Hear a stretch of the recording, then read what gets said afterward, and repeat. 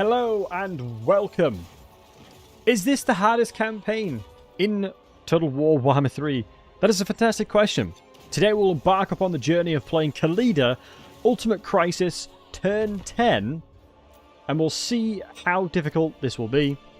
We are effectively putting ourselves in a situation where we will struggle significantly. One of the problems that Tomb Kings have is their inability to get strong, powerful units in quick succession. That is one of the key factors to the Tomb Kings and what makes them weak. We've had people in the chat say that Boris is the weakest Legendary Lord, or the hardest Legendary Lord to play. I think that's a great analysis. My main key differentiator there is that Kislev have access into very powerful range units early on, very good magic early on, and they have all the tools at their disposal to make certain things winnable. The biggest problem that Khalida has is she has very limited availability of units that can help her, because I can't build a second army straight away. But let's crack into it, shall we? Legendary very hard. Ultimate Crisis, turn 10. Khalida action. Let's jump into it. Probably Slaanesh faction. It used to be. It used to very much be. Slaanesh used to be really difficult. They made Slaanesh really difficult back in the day. Hey, Niels, how are we doing, matey? Why? What, as in why am I making myself suffer? True. Khalida I asked myself the same thing. Kappa. Hey, Dizzy, how are we doing, handsome? How are we doing, handsome? Hardest campaign used to be Kugath. I think all demonic factions at the beginning of Warhammer 3 were really bad. Because every auto result was just terrible. It was like, oh, you have an entire army. You have an entire army of demons versus 2 units of armored units. You clearly lose. I'm not sure what you're trying to accomplish there. And Niels, much love to you, man. Appreciate the kind words. When you tried to beat Helman Gauss for like 2 days, we don't need to remind ourselves there. We don't need to remind ourselves. That was during IE when it first came out. But I learned. I very much learned how to make him good. I learned how to min-max that campaign, and it helped a lot of people. So that's what it's all about, Monster Chief. That is what it's all about. So, as you can see, one of the biggest challenges I'm going to have is I think that the Ultimate Crisis will spawn here. It'll spawn further down. It'll spawn all the way around here as well. Dwarves of Thorek, Manfred, vermintide. Yeah, I am surrounded. It might be worthwhile me going towards where Kugath is and try and push him out. It very well might be the idea that I have to do, is push out, push him out.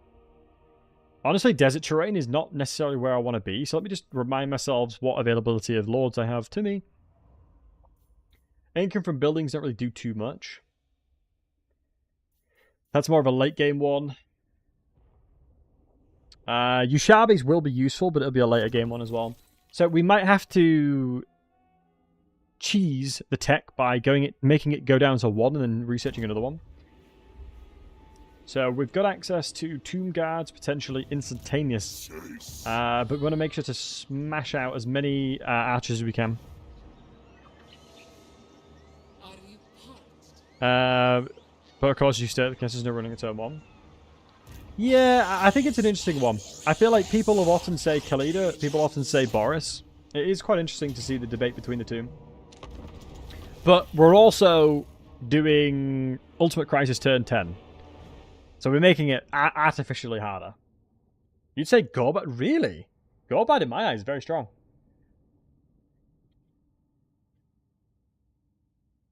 Boris and Kislev are super powerful and built to counter chaos. That's my logic as well. That's literally the exact description I gave as well, Griven. I was like, my logic around Kislev is that they have magic, strong range units, strong units in general, and they have the tools. The biggest problem that Tomb King have is that you have very limited access into very powerful things. And that's the biggest problem. Like, I would put money on me playing a Boris campaign. If I jumped and started playing Boris right now, I guarantee I'd have no problems. I would put money on it. Whereas what I'm doing on this one, there may be difficulties. As campaign was Scarstic, I agree in Warhammer 1. My god, Warhammer 1 Scarstic was brutal. Let's find where the Grave Guards are and start shooting them as soon as possible. We can start skirmishing here as well.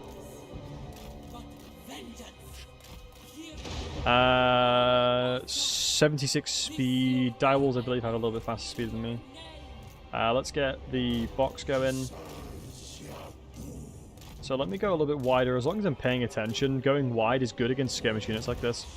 Only problem you'll see with range units like this is if they're in the process of moving, they'll shoot all into one unit. You'll see, watch this. All of that ammo is going to be concentrated into one of them. Look right there. It's one of the downsides to range units ATM. That are skirmish. I really hope that they address it at some point. But you can see here, this is more of a staggered volley, which is what we expect. Definitely more of aligned to our expectations. So if we can fire whilst being stationary, we definitely should. Reposition the lines. Just want to be careful. Staggering them on this side. Grave Guards can't really do much about that. They'll crumble because there's not really much they can do. Zombies. I don't perceive Yushabis do a great job against the likes of Lords, so let's give them a chance. I suspect they may get a couple kills, but they're going against Yushabis, which is great for me, honestly. We can look to skirmish the Grave Guards as well on this side. Shooting zombies is just not worth it, so we won't do that. I think range might help. In isolation like this, we definitely take advantage of it. Let's surround the Grave Guards here. It should be really good. We're just going to run away as much as possible. Buff Khalida up before she goes in. And one of the best things I can do here is Venom Wave to apply poison. And stagger. Because a lot of the time, if you get Lords like this, I think sending these Shabbies in is probably the smartest thing to do now. Beautiful. Beautiful.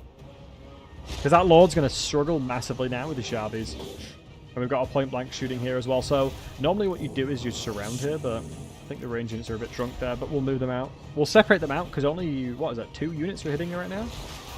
Yeah, stagger around. Bada bing, bada boom. Poor Grave Guards, man. Feels vampire counts, man. It'd be interesting to review if the balance of power of firing into zombies is more detrimental than actually the value you obtain from killing them. There we go.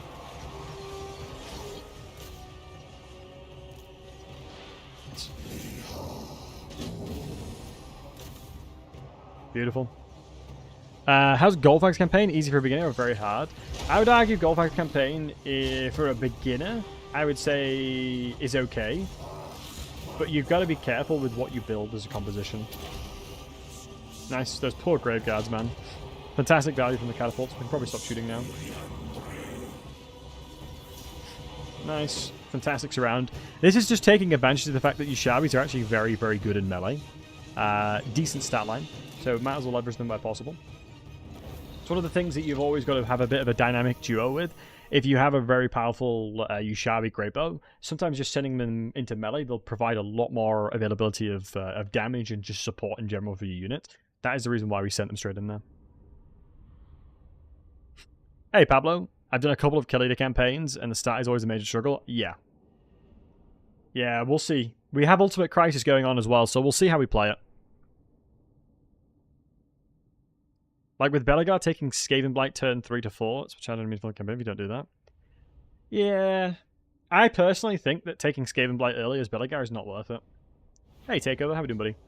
For me personally, the way I perceive it is you are actively delaying your ability to get towards Catacate Peaks and expand your empire by taking a very difficult fight. For me, that's not worth it. Let me go with Replenish Troops. Do I perceive the magic is going to be good? No, but then again, probably going into Restless Dead will help a lot into these battles. And we definitely want to go towards Arrows of Aspath because it buffs my Screaming Catapults as well. So one of the smartest things we need to do now is go inside the settlement and global recruit. It's the best thing we can do.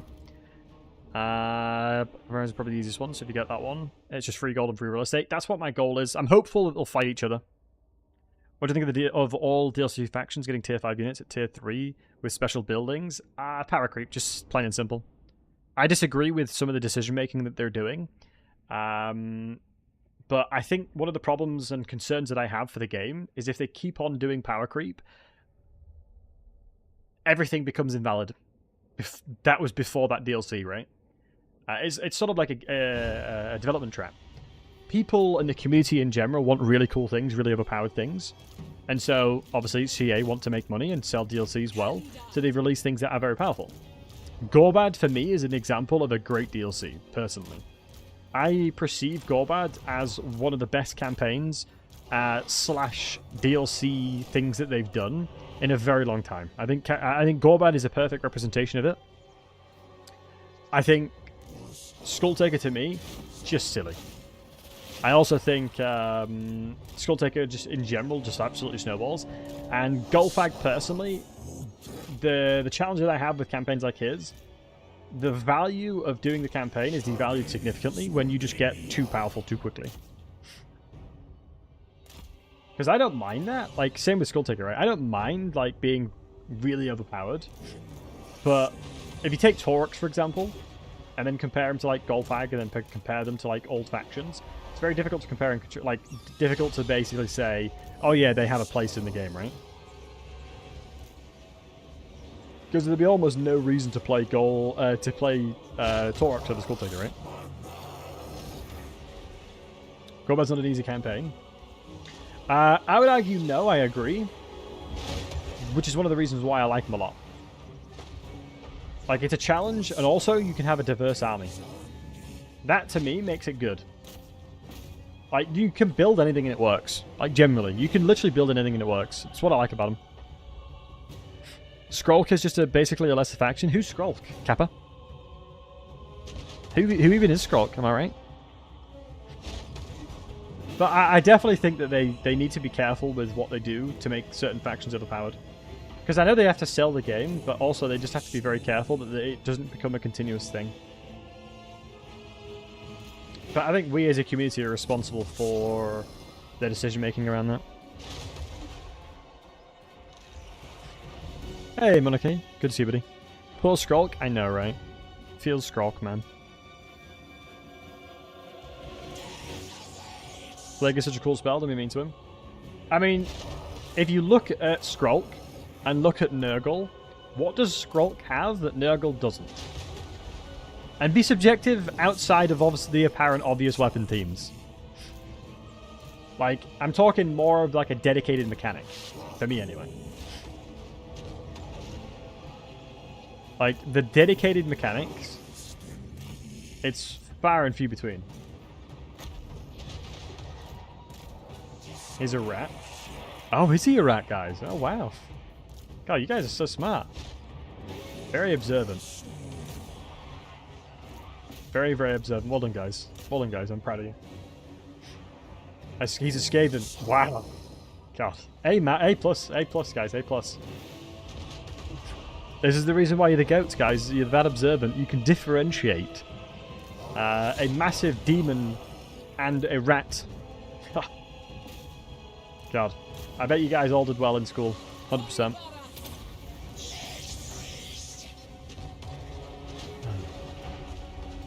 He's smaller. Yeah, another great one. Another great one. Another great one. But if we talk about the plague mechanic, Nurgle's plague mechanic is by far superior to Skrull. You know, I don't think there's anything in relation to said plague mechanic that is stronger in Skrulk's faction. I think when plagues first were originated... Oh my goodness, Catwalks crushes. When plagues were first implemented into the game, I think Skrulk was very strong. W friendly fire. I swear to God, you guys wish my downfall. Like, I'm not even kidding at this point. I swear to God, when I do hard campaigns, like I think I was talking about this last stream, you guys want me to fail. Like, ain't no way. W friendly fire. Right, if we carry on this way, guys, I'm going to have to run 3 minutes of ads. You guys are saying some wild stuff today.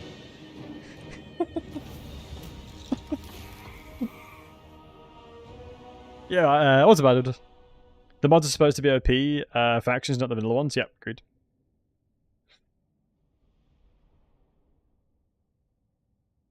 Things going wrong is the content? Yeah, that's fact. That's true.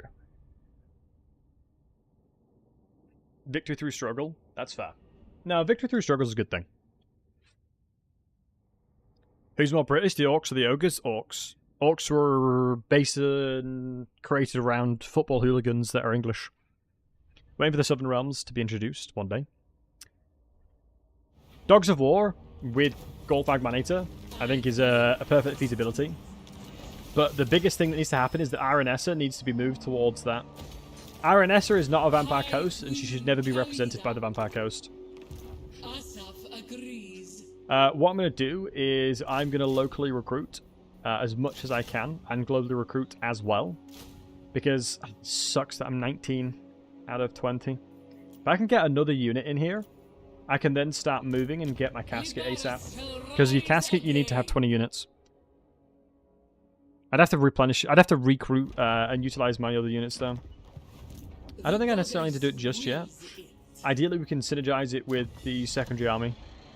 But it's 5 turns. Did the Dogs of War lead it? No, but she's more akin to being Dogs of War than she is Vampire Coast. I think we can probably all agree on that one. Heard of played the Vampire Coast mod? I haven't, Idle. How is it? I'm happy to play. Like, any mod that like that, I will happily play. If you drop it in the Discord, I'll happily give it a check. Right, so we're preparing ourselves for the turn 10 Ultimate Crisis. So I'm going to try and consume all this land here, and then we may migrate over to beat up Kugath, because I think Khalida is in general is good enough at killing him. It is very good at it. Can you still queue up local recruitment since your global is taking 2 turns anyway? Yeah, it's actually a really important trick when it comes to utilizing the additional unit ranks that you obtain.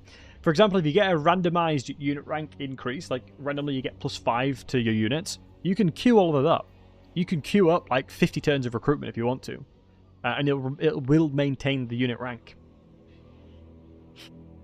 Is Khalida a good lord taking away the hard start? No, she's trash. Like, low-key, she kind of sucks. Her mount makes her hit really badly. Thank you, Idle. Much love to you, buddy. Like, I think she's had a lot of animational issues, which is one of the reasons why Khalida's not the best. But I don't think she'll get a pass-through anytime soon. I don't think I need to globally recruit. I'm going to just try and kill these guys as soon as possible. Because I can recruit 3 once I get into here. So I'm fine with that. I think it's the smartest thing for me to do. We just did the Gnome faction to be released. Oh, do you mean Halflings? Yeah, Halflings would be cool. Did I mind enough skim faction to the south? It is indeed, yep. And you can tell by going here, clicking on growth, and you'll see that all of their settlements are in green now. Vampire Coast ships should siege ports the same way Black Arcs do. I would agree. I think Coast definitely need a mechanic similar to Black Arcs. Halflings are still on mod and waiting to come out. Yeah, Halflings will be really cool. There'd be nothing better than the Halflings owning the entirety of the Empire. Gnomes with their own faction? There were gnomes in Warhammer Fantasy? Really? Oh, wow, yeah, you're right. Called Nomi. Are they not just halflings? However, gnomes are clannish and almost never mix with other mortal races. Most confuse them for halflings. Dumbass. Okay, yeah, never mind. Hey, Bob Goosey Handsome, hope you're doing well. Those stupid wizards. I like that. I mean, they're both small, right? Easily to conclude that way. Easy to conclude that way.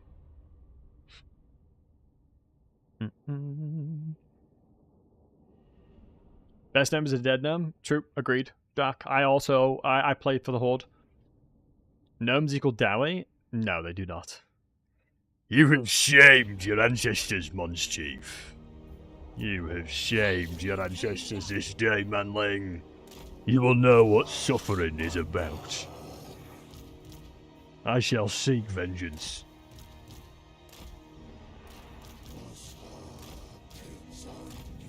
Right, mods, all my mods need to lock in. If anyone starts talking badly about the dwarves, ban them. Make sure to lock in, boys. No dwarf hate here. I am a simp of the dwarves. Alright. I'm kidding? Or am I? Am I kidding? Am I kidding? It's a good question. Would Dowie the tallest in the world? Homage. Shoot the general.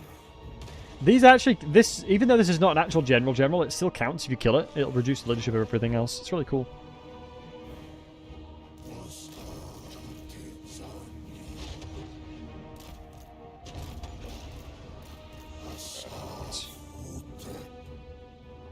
So that's why I don't really Manscaped sponsors. That's it, matey.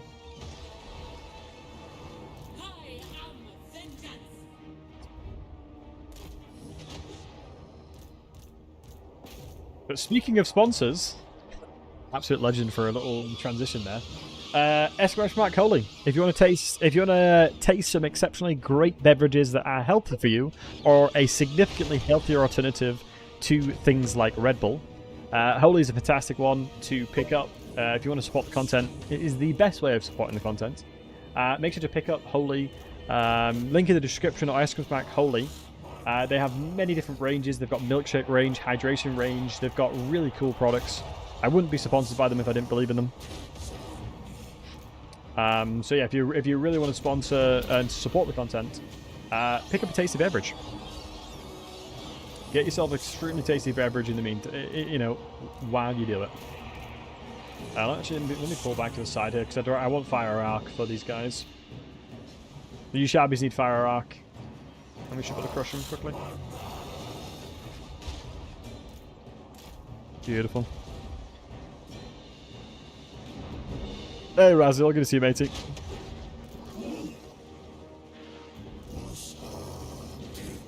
Good. Good.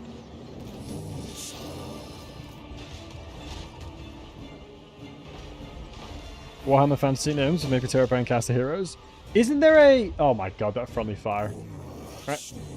Get off of it. We're having an interview. Who was it?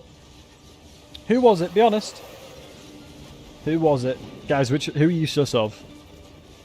Yeah, why do they move like so flamboyant? It's like, hey! I love it. Like, you can't tell me they don't walk like a little bit flamboyant. Oh, I can't even see him. Shame. Those guys definitely are the village bicycles in the Tomb Kings area. I feel like they just got so much sass. I love that. I'm all for it. Oh, isn't there a MMO for Warhammer Fantasy? I bet it'd be awesome in... Do gnomes exist in the Warhammer Fantasy MMO?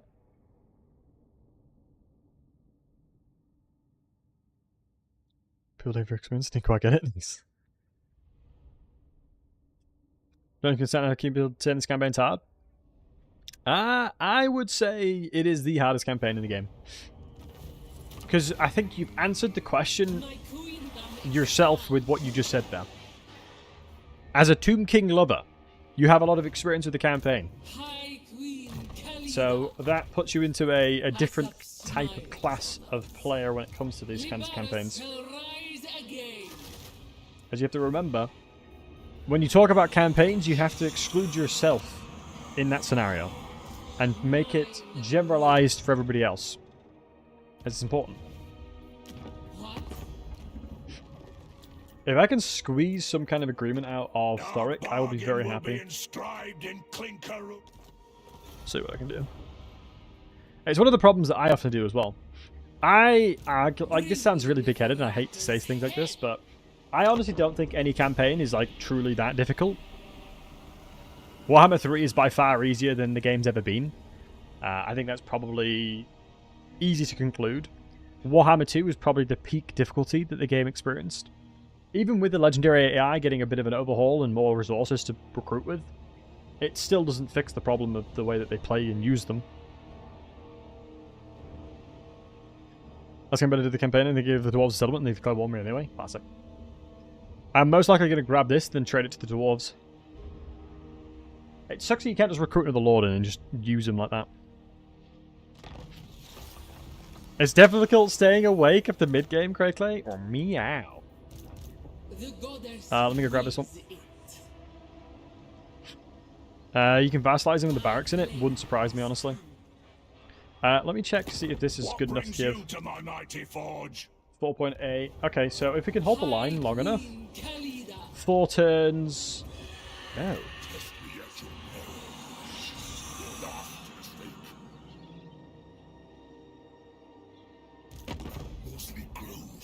I can tell. You come thinking to bargain, but I have already won. Well done. Mostly grow. There is desperation. What's this one called again? Pitiful eyes. That knowledge alone will be leveraged against you. Ah, you turd. It means that I can't recruit Tomb Kings now, because I won't be able to put another unit in there. You're overruled. Just wish I could put another Lord in. I wish I could just put another Lord in there. They are taking attrition, but the legendary AI takes like no attrition. It's okay. It's okay. We'll recover. It's okay. It's okay. Slight bit of RNG there of the positioning and the movement of the AI. I think we may... Oh my god, if they go this way and I go that way, honestly, probably not a bad trade. Probably not the worst trade. Hey, Vakamad, I'll check in a second. Since getting possessed by Zarkin and becoming the strongest lord was dope. Inside the quest battle, yeah. No, very cool quest battle. Cat chasing his tail strategy, yeah, legit can be so frustrating. Not gonna lie, it can be giga frustrating. Reduce attrition from AI. Okay.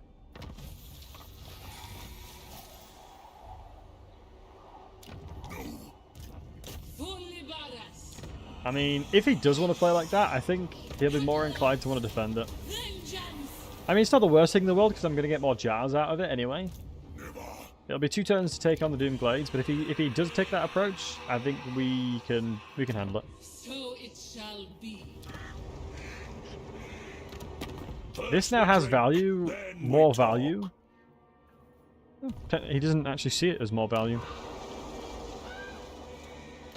What about Maharak? The runes wait.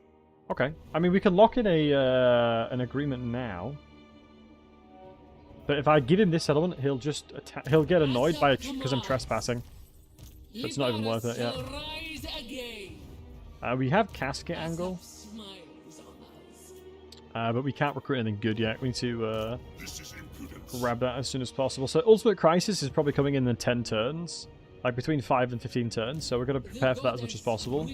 I can't recall if Lamia are folks that will... Ah, shoot, he doesn't have a war with anybody else. In these dark times, perhaps we should stand together.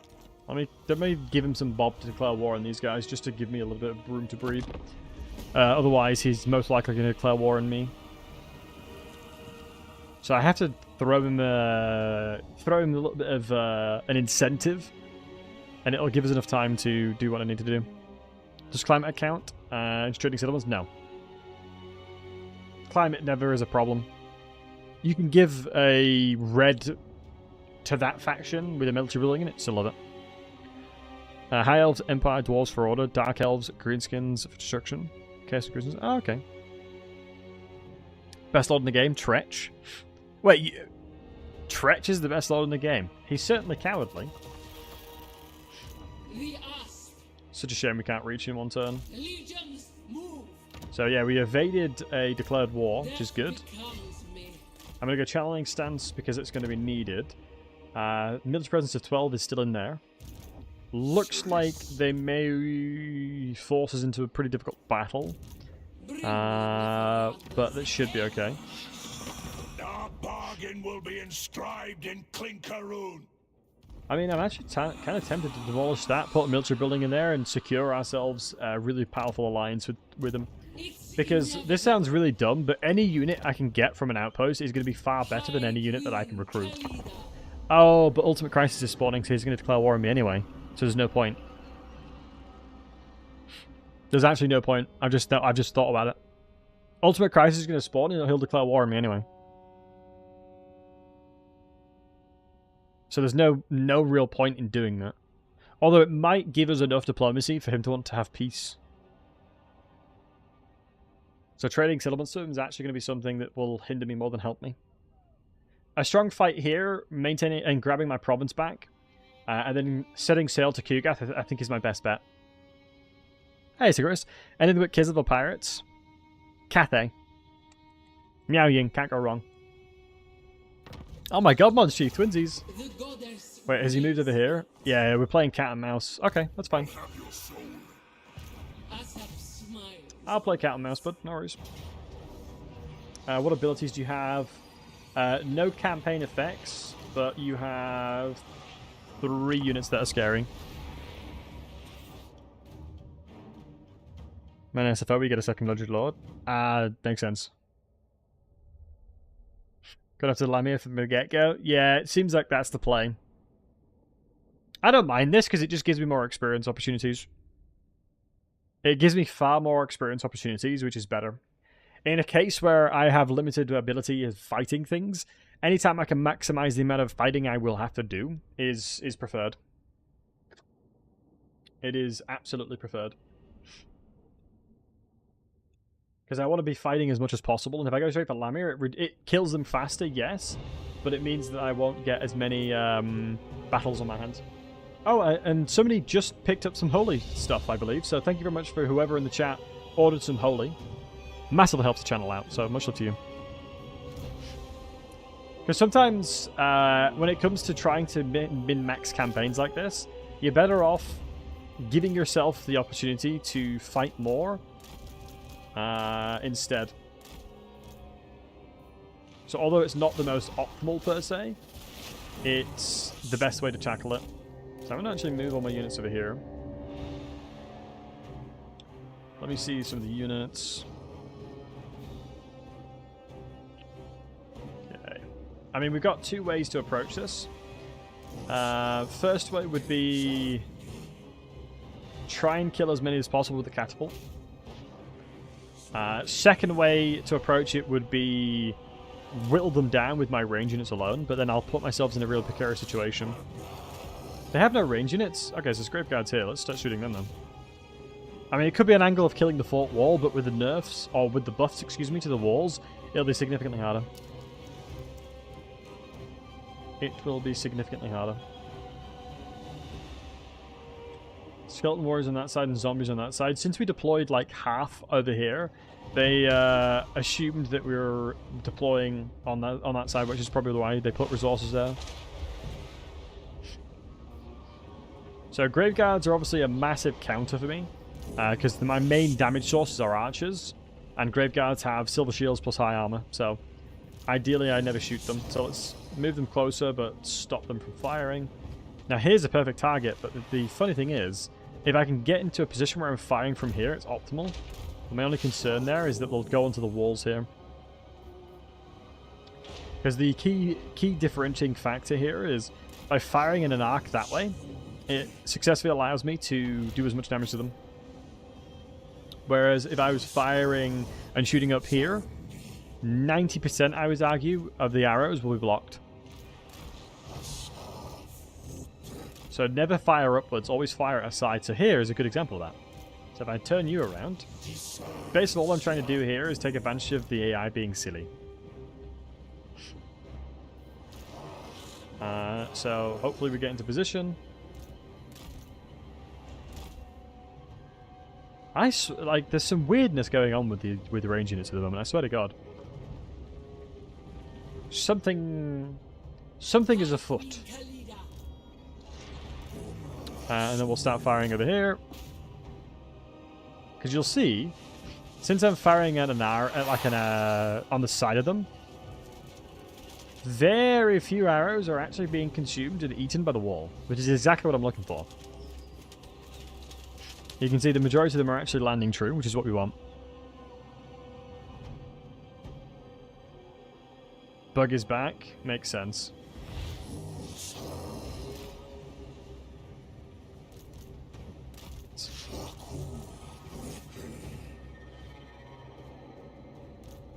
let's see any freebies. Not shooting zombies, we'll skip that.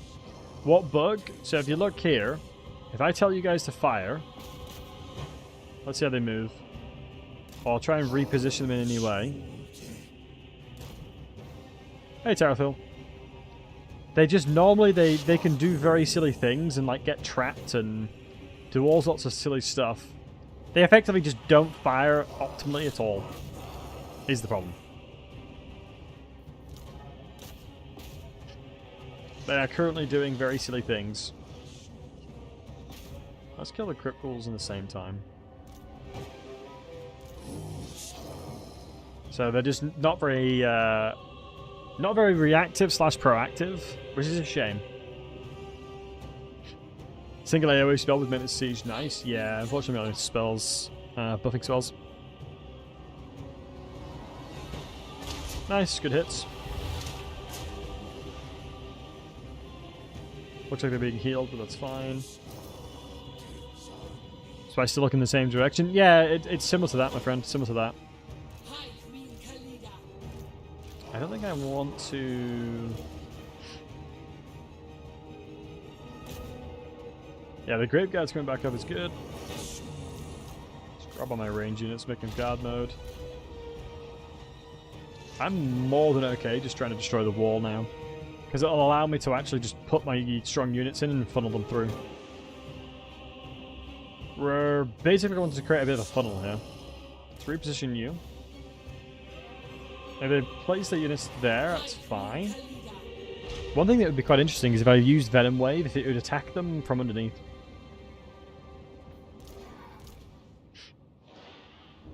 We got a bunch of skelly bros.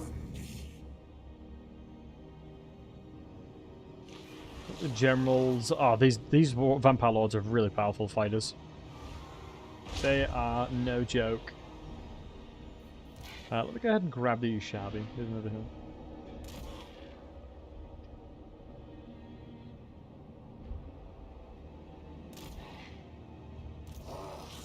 Hey.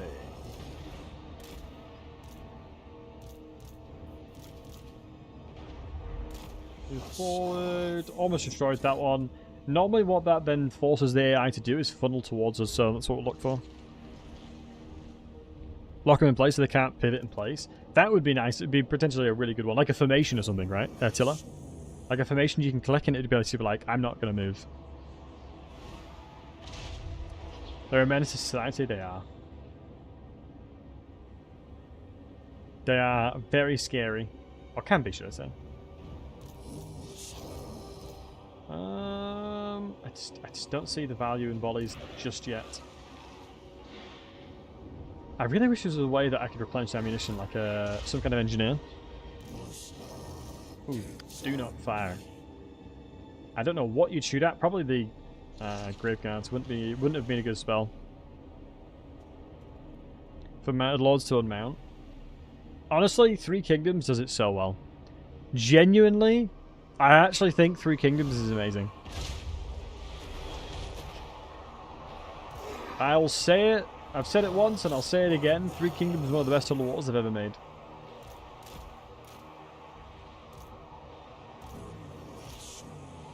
Could go skirmishy mode now. Hey, Forrest. Here goes Battlesey making me mad at CA about 3k again. Yeah, I mean, it is one of the best Total War games I've made. Idle Sense is more. Yeah, that does look sick.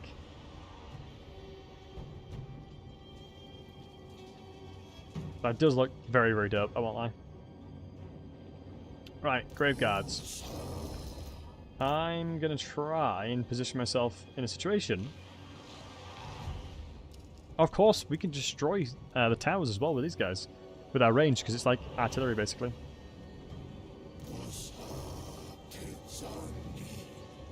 Just not a fan of shooting Grave Guards like this. You should be considered constructs. They are indeed, matey, yep.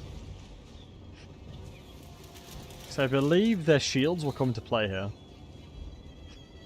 But if I move them... Yeah, I'm curious if I move them there, if it'll do the same. Now, what I'm intrigued is when they utilize the tower on this side. Your first Total War love. Three Kingdoms is how I started streaming. Fun fact about my channel. Three Kingdoms is how I properly started my Total War streaming. The very first game I ever streamed was Hearthstone.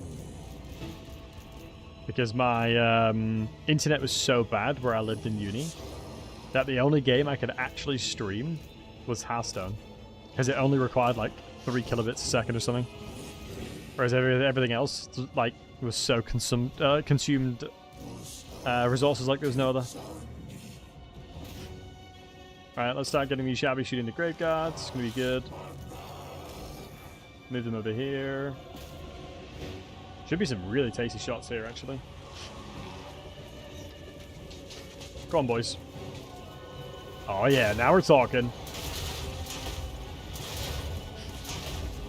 They look so sick. They're like, turn around, you fools!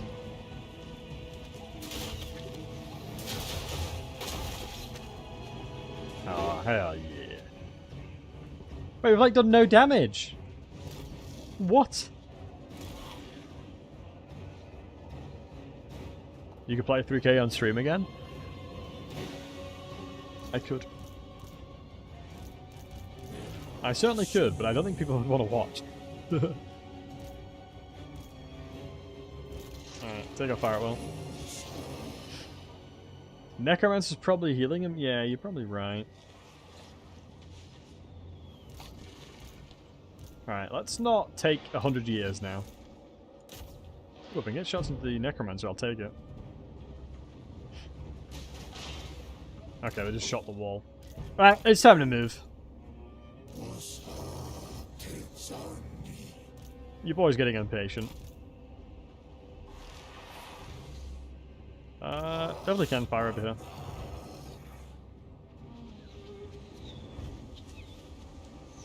It should be fine, in theory. Firing from there. Just to make it a little bit of a row of units. Like, if I can get these Nehekara warriors on the Necromancer, then he'll just die instantly. And when I mean die instantly, I generally mean die instantly. It's a shame I won't be able to get access. So, guys, question. If I make an alliance with Thorek, Ultimate Crisis then spawns, do I lose the units? I think I do, right? I think I lose the units, don't I? Yeah, that's not good. Oh, I've got a plan here. Guys, watch this, watch this, watch this. I've got a plan. Oh, I thought I'd knock him over. Shoot. I was a man with a plan very briefly. I was a man with a plan very briefly. Yo, Khalida throwing hands, low key. 62 million attackers, no jokes. Assassination failed? It did. I mean, in fairness, the ability wouldn't even do that much work. It wouldn't have knocked them off. It wouldn't have killed him, but it would have knocked him off.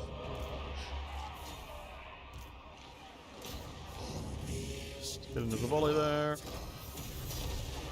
Getting rid of the Necromancer here is critical. So I'm going to move to this side. As long as my guys are guard loaded, we'll be fine. I actually don't think he's going to die.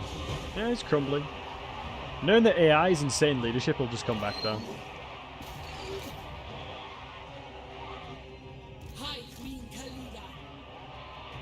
Let's see what happens.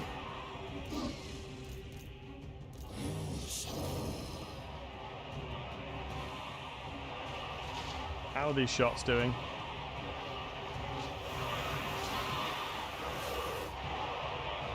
Looks okay. Looks good.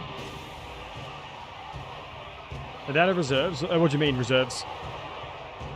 Wait, why are you building these? Barricade trap. Oh, they only had like 25. Yeah, they only had like 25 reserves. They didn't have a lot at all. But we're going to utilize my ability to heal my army where possible. Right. Now's my time to pounce. They've given me more than enough space to retake this control. Massive mistake by the AI here. Since we've put up a very strong bolster of units, they've now given up a lot of... Oh, they have conceded a lot of pressure. They have conceded a significant amount of pressure here. Try and get some arc firing here. I'm going to stop you shooting because these guys are going to be in a better position for it. I think this Venom, 16 damage, yeah. No other better use case here. There'll be very few use cases that will find as much value as that. So, Khalida's not the strongest fighter in the world, but 60 amount of defense is actually decent. That's like a duelist stat line, yeah. Yeah, very powerful stat line, actually. Especially level 1, no buffs towards it. Very powerful stat line. So, direwolves are actually a small entity, right? So, they're a small entity, so we should be able to squeeze in here. Although the general will scare me slightly here. Let me grab you, Shabian. Ideally, we'd get on the walls now. So what I'm going to do is I'm going to move my units through the middle here. So since we have access to get through the gate now, we should be able to funnel our units in significantly easier. So that's a snake pet. She's mad. I mean, I would argue that she's better without it most of the time. So I've had a lot of weirdness with her attack animations. Or her attacks on that sneaky thing. Okay, funnel through, funnel through.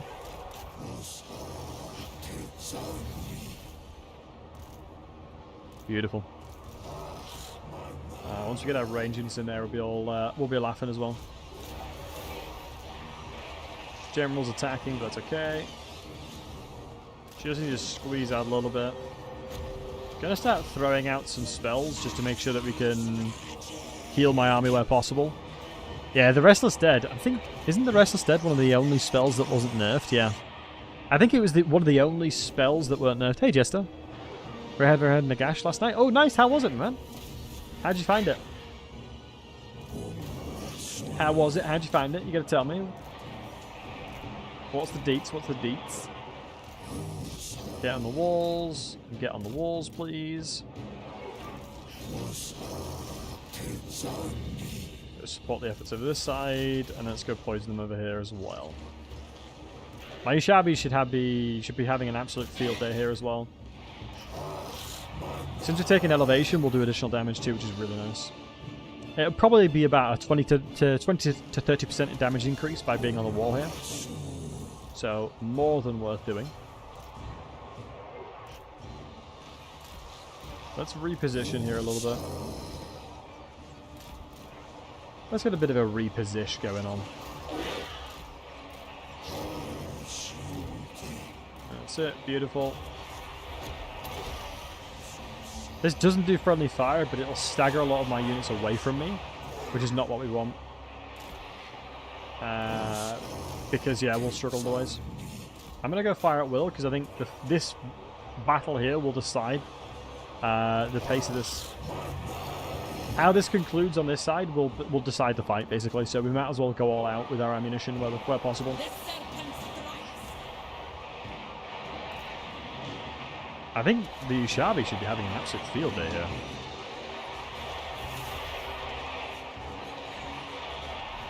God, I love Ushabis. I think Ushabis are one of my favorite units in the Tomb King roster. They just look so badass. The army's going. Once on a steamroll. Yeah, I know how you feel, matey. I felt very similar when I played him. Now I'm happy to charge in Khalida because she'll be able to jump in a lot of the entities there. Just make sure I'm protecting my guys where possible. Okay, if you have ammunition, by all means, please use it now. Move you there. You there. And then, is it a good angle for it now? Yeah, go on. Good enough. Great damage. We are killing the Black Knights because they're just sort of roaming around. We've now secured a little bit of a formation here because Ushabi should be able to shoot over without any problems. And we should, in actual fact, be chilling here as well. Never, and I mean never, utilize your archers in melee. Even if it's so super tempting, by trying to keep them alive for as long as possible. Because if you think about it this way, we have 31 ammunition, which is quite a lot. So if one entity here dies in that 120, 31 individual shots is reduced. Which is crazy if you think about it. 31 shots is a lot. And it's like 15 or so damage.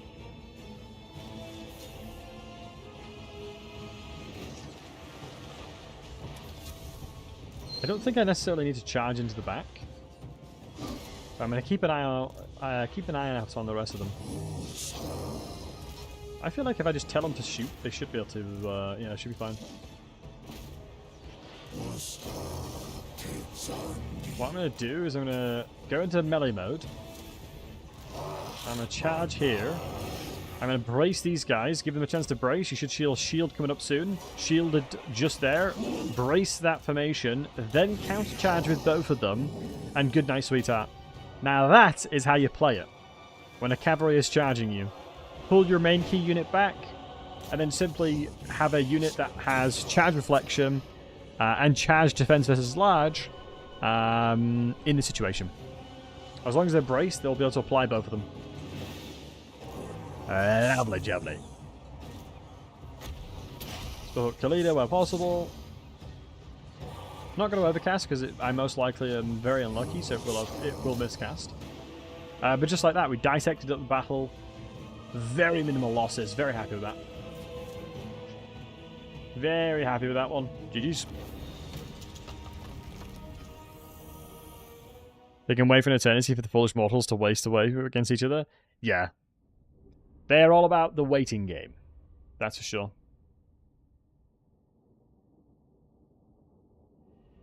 Heroes and most lord skills were internally sparse. Oh, really, Jester? Fair play. Fair play, dear. Bone Giant Archer. Yeah, I think the Bone Giant is a really cool unit.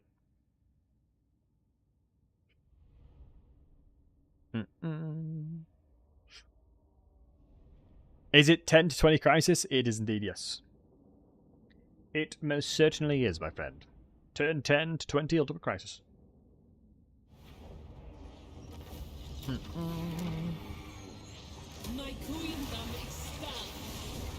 Right, let's upgrade Lamia. Nice, we have a military building in here.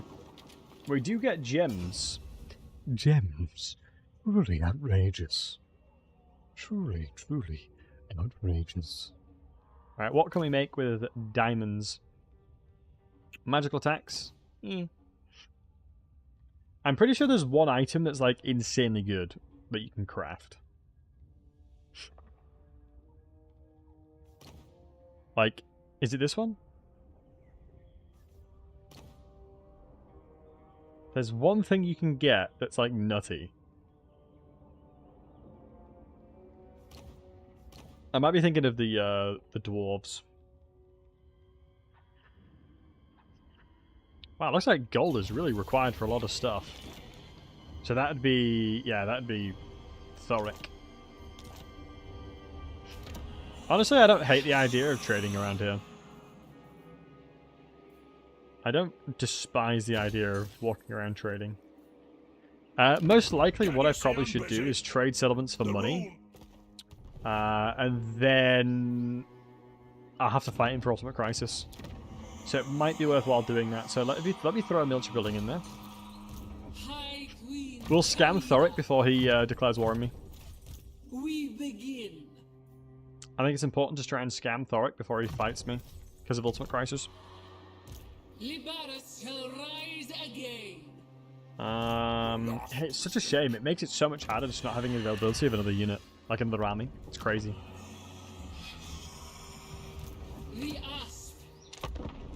Right, just not having the ability to just put an army in, like another lord in and a couple of units to defend things, makes it so much harder. Because you're basically, all your power is funneled into Khalida. And I've made a crucial mistake, I feel like. I haven't put a casket in yet. I feel like I need to re-recruit my units and put a casket in. Because I need like two or so caskets to then clear out the dwarves. And if I did it as soon as I could have done, we might have been okay. We can play this game all day, every day, buddy. We can play this game all day, every day.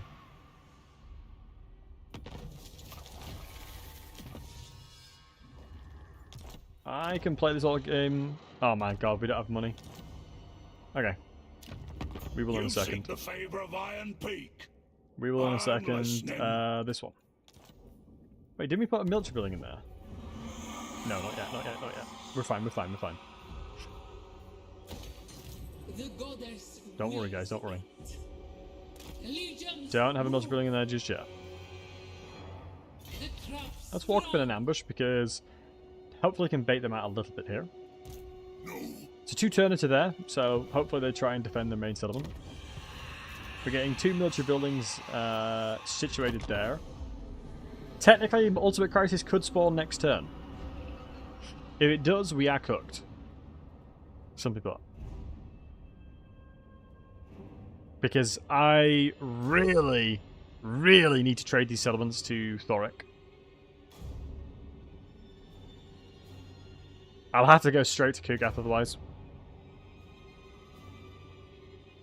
It'd be a go straight to Kugath angle if it does spawn. We just have to pray, guys, that it doesn't spawn. Vassalized enemy lords will turn to enemies too. If they're a part of the crisis, yes. Okay. So, not just yet. Yes. I should be able to squeeze out some gold here. This should give me the casket. Okay, big. The old scholar, is it? Go on then. Look at that, say boys. your 37. piece. 3.8k. That'll do it. And then we do the casket. 100% gonna do the casket now because we've got the spare dollar. We've got the spare dollary do. Now, if I'm not mistaken, this is the next one. So this is the Sharbies and what I call it. What's in the caskets? Where are the caskets? We might just have to do the Bone Boys. Yeah, I think we've got to buff the Bone Boys. ASAP commands. I have to be realistic here. What I can also do is re-recruit something. I mean, I already have decent chevrons on here. Which is not too bad. Let's re-recruit some fresh units there. I mean, technically, we might be declared war on.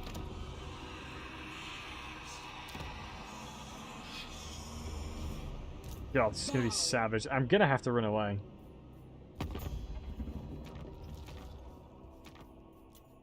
Everyone's so strong around me. Alright, wish me luck. Do you have any tips playing ogres? I've never played them before, the update. To me, they feel like a weird mix of Slaanesh and weak Skaven frontline. Are settlements important? No, settlements aren't important. One of the key factors when it comes to ogres to remember, if you're playing somebody like, let's say, Greasus, settlements can matter because your beginning province will make you a lot of money. But generally speaking, if you're playing like Golfag, you don't really need any settlements. You can trade them to your contract for more money, as you're only reliant on your camps. The biggest critical element is that you need to keep your... Please don't spawn, please don't spawn, please don't spawn. It's spawning. Oh, I'm so boned. Wait, did it spawn? Oh my god, it spawned. It spawned turn 10, boys.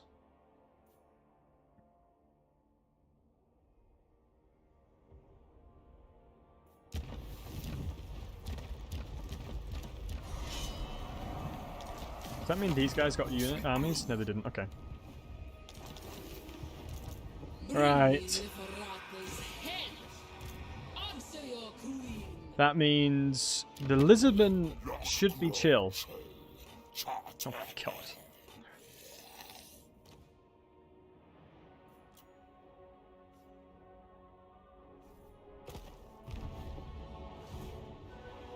Let me remind myself over this side. Cathay down here. Skaven here. Hashut.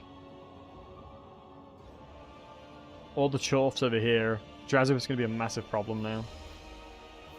I think not. Thorek's main army is actually dealable. I can deal with Thorek's main army. I actually think. You no longer are useful because of who I'm fighting, so let's get rid of you.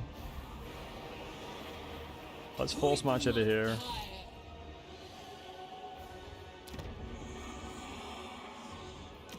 I probably should have put Yushabi building in here.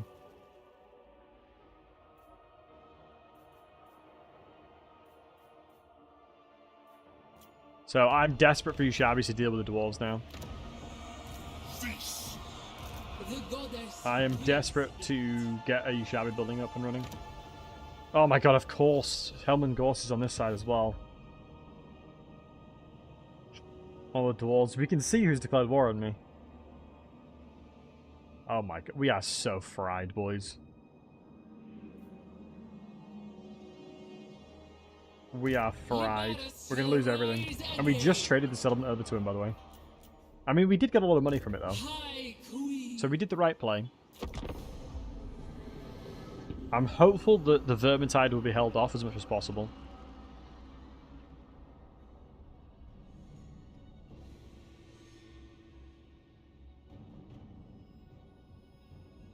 Do you guys think I'll survive to turn 20? Do you guys think I will survive to turn 20? But no, sorry. Yeah, I'm playing Scrag if that helps. It does a lot, actually. One of the biggest things when it comes to Scrag, specifically, is that you need to make sure to leverage your Ogre Bulls early game. Ogre Bulls are powerful, I would say, across the board. Ogre Bulls are like your go-to unit to try and bolster your roster out. Then what you want to make sure you're doing is leveling your camp up as much as you can, because the second you start building like Iron Guts, Lead Belchers, units of that caliber, you escalate into the mid-game very quickly. So you got to be very careful not accelerating your armies too much with low-tier units. Like Noblers, for example, are not that good, generally speaking, unless you have a Hunter or somebody that can make them unbreakable. So focus on A, for Scrag, Magic, and your monstrous stuff. Like, Gorges are still okay for Scrag, but if you really want consistency, Ogre Balls are the way to do it. Noble Trappers. A couple Noble Trappers are worth it, but overall... Wait, what? Oh my god.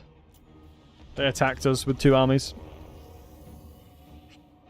Ogre feels super good for me after the update. Yeah, I think so too. Ogres are in a good spot.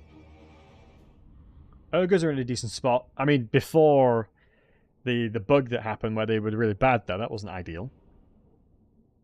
Didn't know that was going to happen. I completely forgot that Tomb King's Auto Resolve is so bad, but this is a really good fight for me, at least. This has baited out two of their armies. Thorek isn't here. He's taken one of my other settlements. Okay, this is perfect. I can take advantage of this terrain here.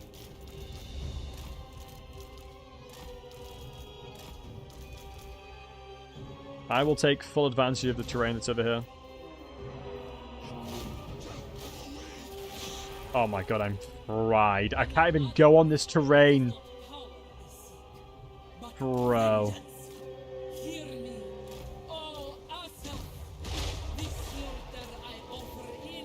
The terrain's not even bloody usable. Okay, let's create a bit of a dowie box. You already know. We don't want to make the box too big, though. When in doubt, box it out.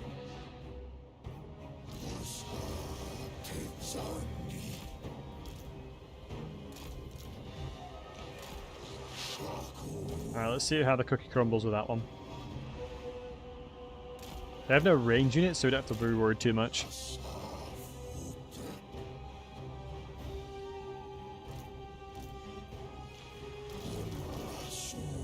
I'm not sure what my casket is shooting, so I probably should stop it firing. Unless there's any, like, really annoying units here. No, that should be fine.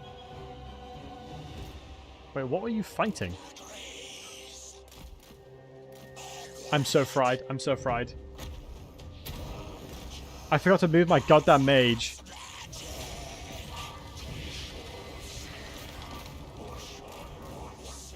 With this, we should be okay, because it'll slow them down. Need to squeeze through the dogs here. As long as I pay attention to their movement, we should be fine. Yeah, we're good, we're good, we're good, we're good.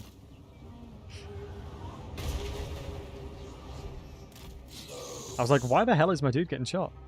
Happy New Year, Jutta. Hope you're doing well, my man. Long time no see, indeed. It's been a year since we last talked. Yeah, let's get back. Right, thankfully they're attacking quite staggered, which is really useful for me at least. Good hit from the casket there. I don't think they can move past this one, so let me get my spare unit over here. Dies of cringe. Hey, you love it, Monster, you love it.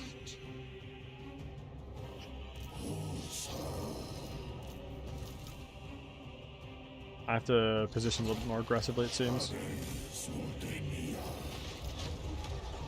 Yeah, we really want shots into there. Same with you if we can. Anytime there's blobbed up units, we need to take advantage of that bow show.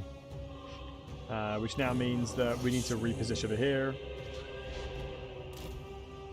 Seems that this is effectively all they can get through. Yeah, we've got a lot of blob units there, which is huge. This is strong versus 25, so let's go ahead and just put it on some cripples. Not super happy with how close we are. Stuff up the neck our warriors, they should be fine. Let's take advantage of Khalida's melee stat line as well here. Okay, bats, let's go ahead and get Khalida and get these Shabbies charging into that. That's going to have to be that's a must-have right there. That right there is a non-negotiable. We have to do that. That is a non-negotiable. We need to kill these bats ASAP.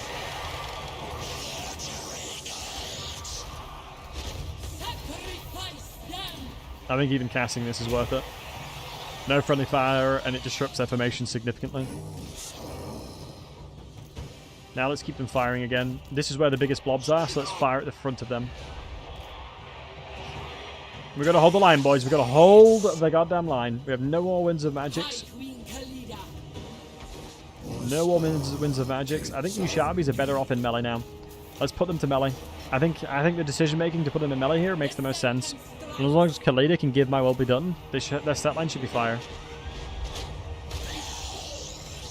192 kills already. God, the casket looks sick.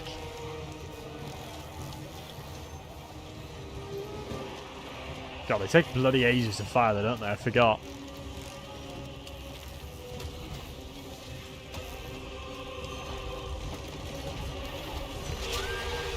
Oh, that's so sick. Okay, let's have a look. We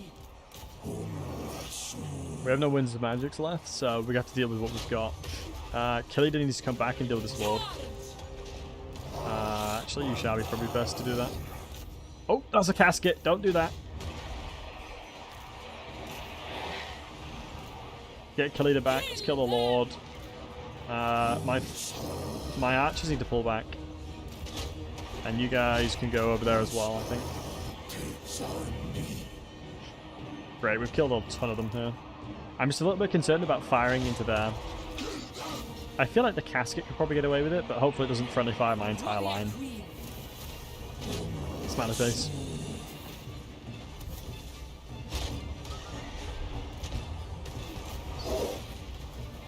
Okay, that was a sick hit. Since we got a bit of levels on him, seems that their accuracy is pretty high. I'm pushing my lurk back to casting again, but we'll see. I think rebolstering this line over here, because you can see we've got weakened numbers. Oh, a little bit of friendly fire there. That's okay. Let's pull back the casket so we can start firing into the blob here. I think maybe the blob over here will be good. Yeah, you probably pushed it a little bit too much. Sometimes you gotta push to the limits. Push it to the limit. Bam, bam. Walk along the razor's edge. Right, we're gonna have to look for this one. Hey Jimbo, how you doing, handsome? We're in the bone zone. That should be good. Yeah, wasn't too bad. A little bit of friendly fire, but obviously my front line is nowhere near as potent as theirs, so. Hi, Queen Khalida. We must. You could say they're getting boned. Right, guys? Right, guys? Oh my god, brother in Christ, that was so much friendly fire. Probably better over here again. Hi, Queen Khalida. Oh my god, stop firing. Stop firing! My god! They've just opened up the front line. All my units need to be firing right here. Every range unit that I have needs to fire upon that formation there now. Because we just set up so much damage and just shot tons of our own units there. That was not good.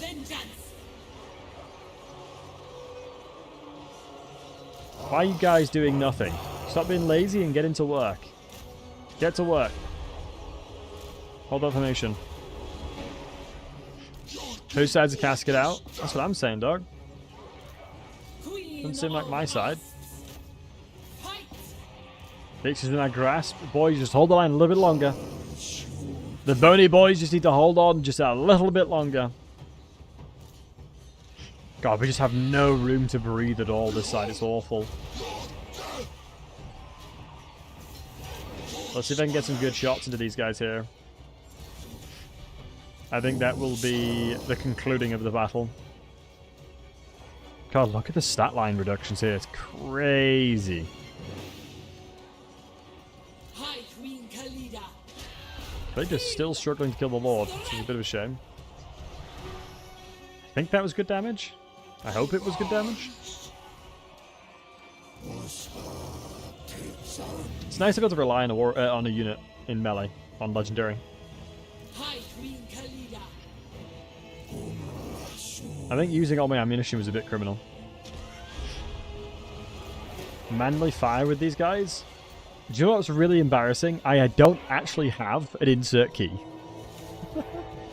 I don't have an insert key to do it. Like, I want to, but we all know 100% I would friendly fire my entire front line if I tried, even you know. Isn't it alt? No, it's insert. Did I click alt on him? Yeah, no, alt didn't work. Lazy Archer's doing nothing our game. Yeah, it's partially my fault, that, though. Bottom left. Toggle unit camera. This one? No.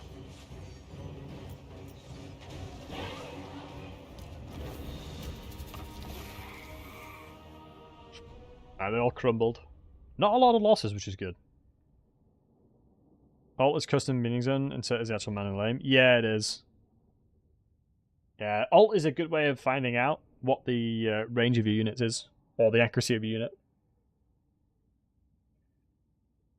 I really hope they do something with Rogue Pirates soon. Like, I'm not sure if it's just me, but Rogue Pirates just don't feel like they belong in the game. Like, they don't do anything. Like, in Warhammer 2 with the Vortex campaign, they were really cool. Like, in Warhammer 2, it was actually really, really cool. Because they had a place. I'm going to go with replenishment, because I'm going to need as much of my army as possible. Alive. Right, Thorek. I don't know where the rest of Thorek's armies are, so I'm going to tease it a little bit. Drak is dead? Wow, they should have gotten loads of OP units too, so I'm surprised by that. We begin.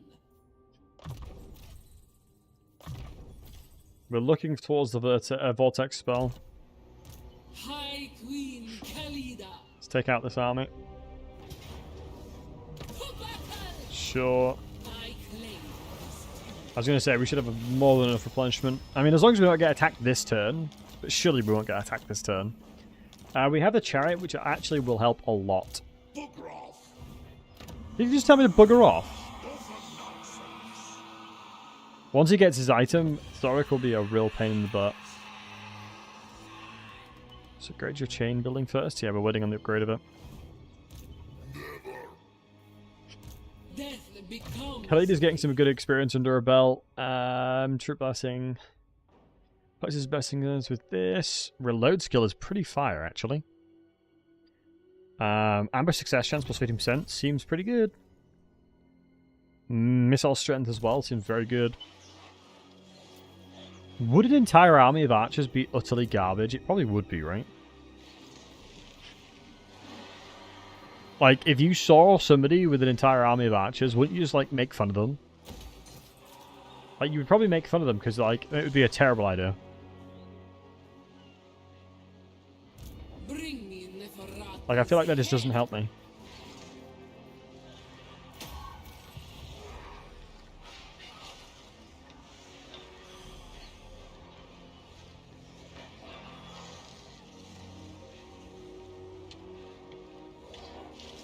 Alright. This campaign's going to get really difficult. I feel like I've done an okay job of min-maxing thus far. We could upgrade Lamia, but I just don't know if I can defend it, because the vermintide as well is coming over.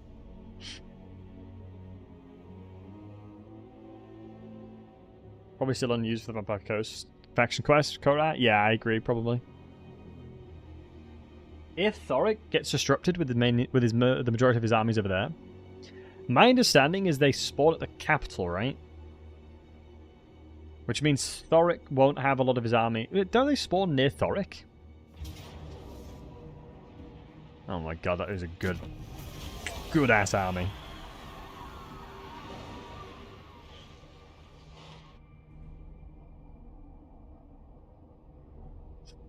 Am I confident to beat him up by myself? Dude, the amount of armies that are Ultimate Crisis around me is just wild. And of course it comes in turn 10.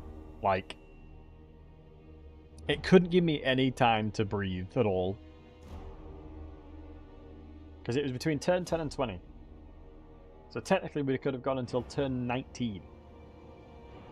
And I could have milked Thorek for more money.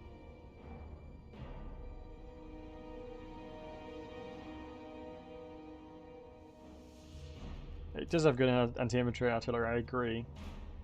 Problem is killing them fast enough.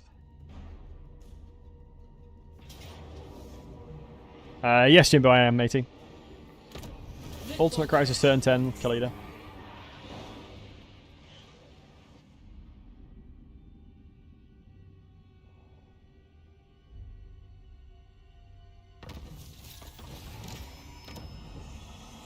Wow, we can go straight to tier 2, but I just don't know if I can defend it.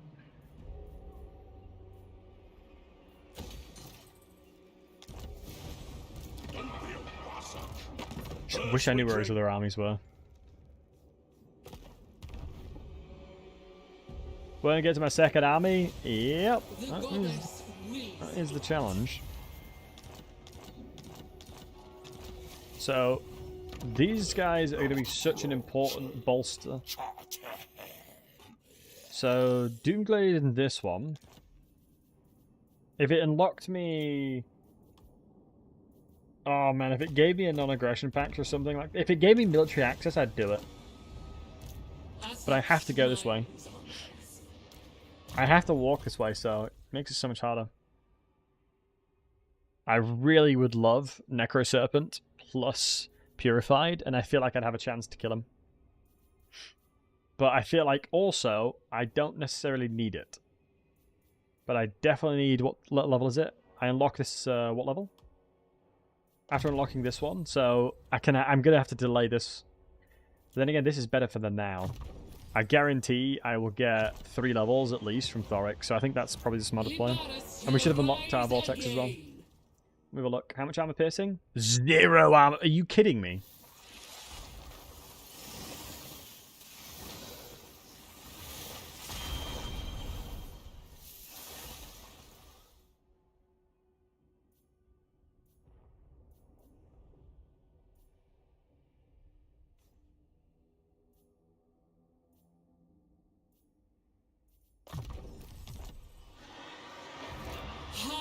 Queen. I think I may try and go all out here. I have no AP with these guys. My ranged have minimal AP. These guys are my biggest damage dealers. The Casket of Souls will be a huge damage dealer. So are the Screaming Catapults. We dissect this army up. We say, threat threat, and a threat. Thorek has his... No, he's got his weapon, dude. That's so bad. I need my Necroserpent, otherwise I can't fight him now. Before he got that, it was possible, but now it's not.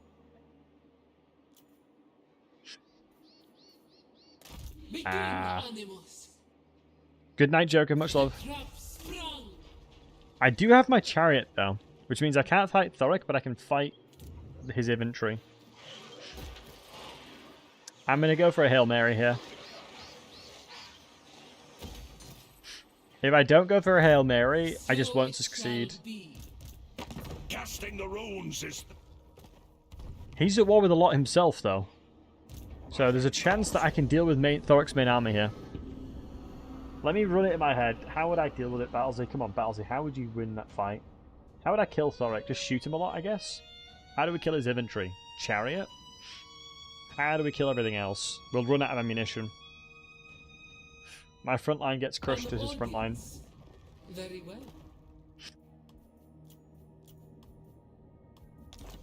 Mate, me and Setcha become besties, absolutely.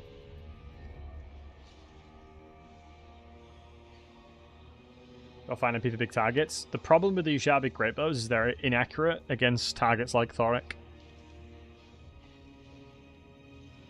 I don't know where he went. I don't know where he went. I can't really risk walking into him. Isn't he big, though? He is, but the way that the splash of the arrows work is they typically miss quite a lot. When's a Lamia to ambush? If he did, then I'm boned. Because there's a couple ways you can debate how I should play this. One, stick in Lamia and just pray to God. 2, go to Kugath, take the island there, scale up accordingly. Or 3, try and kill Thorek as soon as possible by just running at him.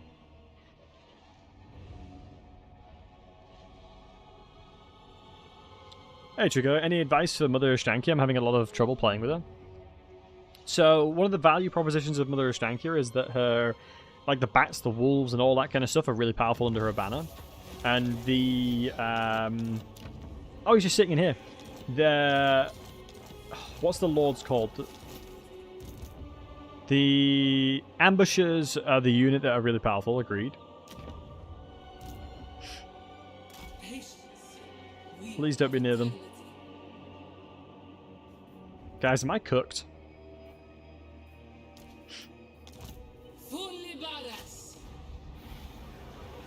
But yeah, generally speaking, your early game is compromised of all the monstrous units that she buffs. Always buff and prioritize buffing your units. And she's a really good kiting machine, so if you can give her, if you can put her in a position where she can continue to keep kiting, she is actually quite powerful. Is there anything here that I need to use that would be useful? Is there anything I can craft that will help me? This would have been actually pretty good, but... You know now. Vengeance.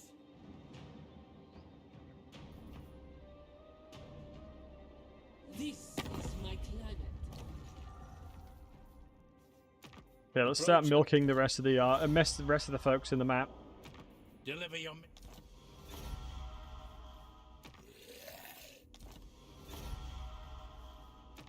Greetings. Hey, Codorino, good to see you, handsome. Hope you're doing well. Okay. Now that's bankrollers enough for us to be able to build up my main settlement. I'm gonna just destroy this and put the garrison building in there now. And I'm gonna have to pray, I suppose. So we got spices situation. So spices and diamonds is something we can do. So it would be this. We can get a Lich Priest. We can get additional Lich Priest. Is probably what I should play for them. Or we play for another army capacity. So we need more cults. Jars, excuse me. I'm not going to repair this one because it's too expensive. Right, I need to figure out what Thorek is doing. Everyone keep a close eye on Thorek. If I can get this ambush, GG. Actually, GG. Let's play the lotto real quick. Let's see if we can get this. Because if I can get the ambush, it'll allow me to position my guys in like a certain way that I can kill his artillery straight away.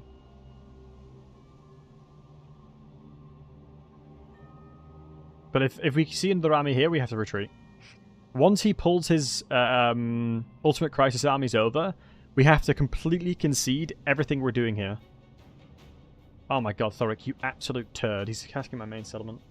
Oh, you jerk. So there's a couple ways we may be able to approach this one. If I take Mahrak with minimal casualties and get a little bit of experience from that one, he may turn around and attack me instead of fighting my settlement.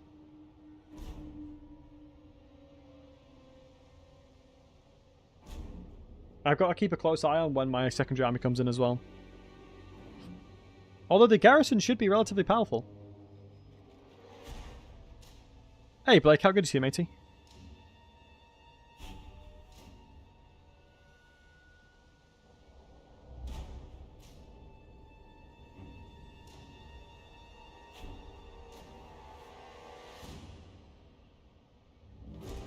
How good is the garrison in this one? Honestly, not bad at all. Right. I gotta risk it. I have to fight this one to take no casualties, because I'm gonna have to fight him. Back then I just spammed range. Yeah. Range is very powerful. Have a hard time facing Dark Elves. I never really faced them. Dark Elves struggle against units that can get behind their backlines. Don't play front to back against the Dark Elves. Flank them as much as you can. That's where Mother Ashtankia's value comes in. When you're going and killing a lot of Marathi's armies, typically speaking, you want a fighting force that can flank and a fighting force that will just play normally. Khalida.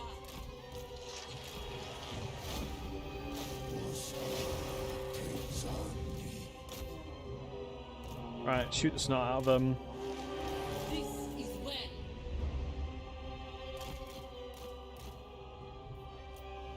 So let's test this real quick.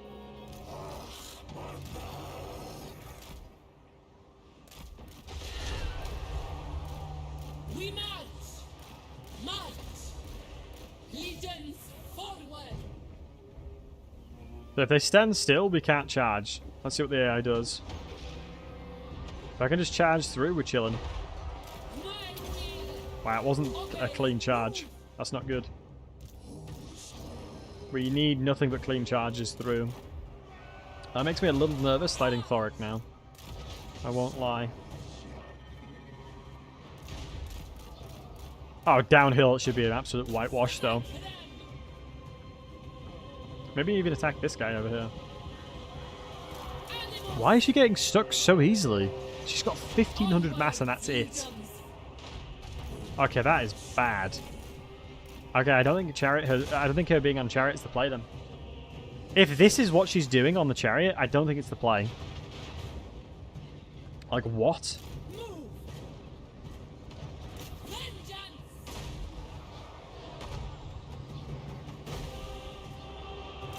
Like she just doesn't have the mass to fight it properly. I mean, it's good to like iron these things out before the battle at least.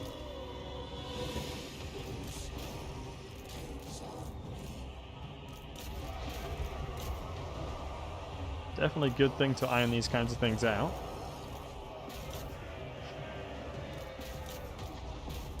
Just so I have a mixed understanding of what we should and shouldn't be doing. Yeah, wow, her ability to charge through as a chariot is really bad. What we're going to do as well is cast as many spells as we can to revive everything that died.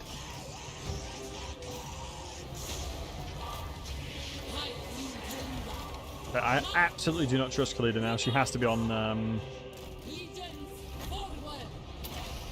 She's got to be on foot now. She seems to be lacking armor piercing as well. Yeah, she does. Until she gets on a big old mount thing. I have put myself in an exceptionally precarious situation now. I gotta be really careful with the fight against Thorek.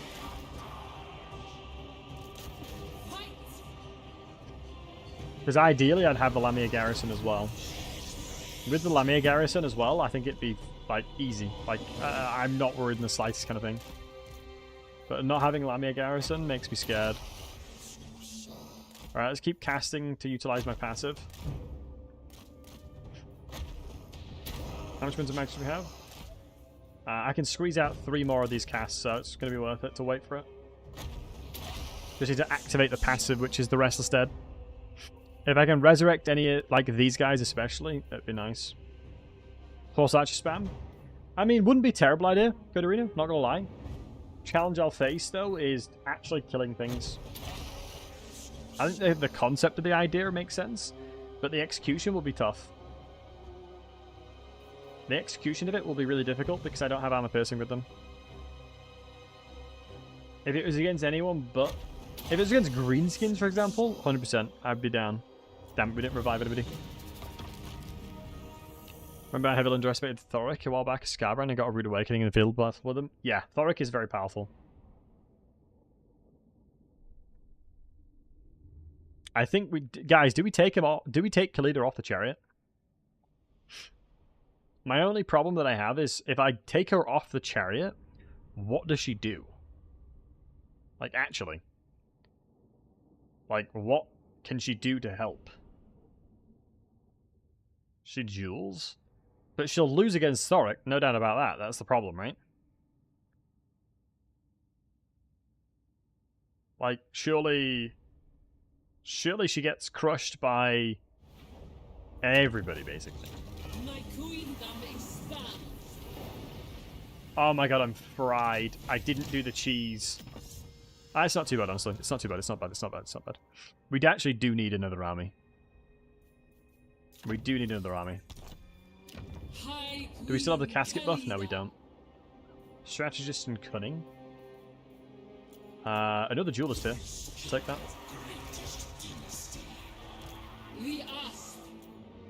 Another lord. Is a snake mount good? It is good. Like, the second I get the snake mount, I can actually kill dwarves, basically. Hey, Jacko, good to see you, matey. Yeah, start recruiting. Wait. Can he attack this settlement? My concern is if I retreat with you, then I'll have to fight him by myself. Ooh, Sandvale. I think we do this. I think we do that because I'll be able to hide Khalida. So I'm going to keep her on the chariot now, I've decided. What is it that it's saying I can make? Do I make the carrions to kill his grudge throwers? I think I do. Like, unironically, I think I do. It delays my spike a lot, but I think it's going to be needed. Let's throw across you, and then we can put in you into the army. Really nice armor piercing, but they're so goddamn squishy. Yeah, death from above, which is decent armor piercing as well. Yeah, as long as I can keep these guys in battle, we should be okay. 540 HP per entity is decent too. Now we actually have ways of dealing with some of his really powerful units, which is huge. Jolene have 28 melee defense. Yeah, her job's not to duel Thorek. Holy ballsack, look at his stats. Asap smiles on us.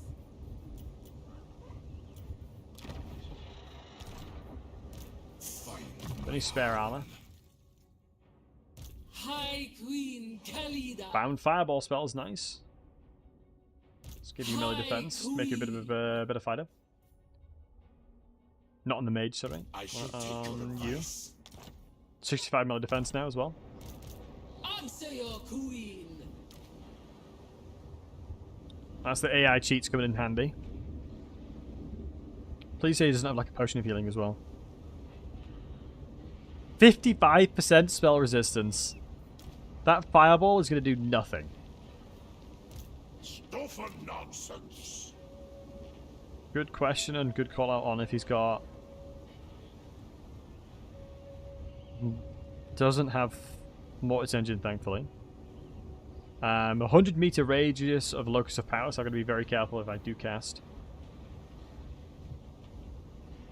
Gonna give him mild tan. Yeah. Right, guys, do me a favor. Cross your fingers, cross your toes, and hope we're gonna be alright. Oh, I'll take this. Talk at me. I'll take that. Cross your fingers, cross your toes, cross everything that you can. We really want Thorek to attack the settlement and siege it. Like, if he attacks Lamia and sieges it for one turn, we are in a good spot here, boys. We're in a good spot.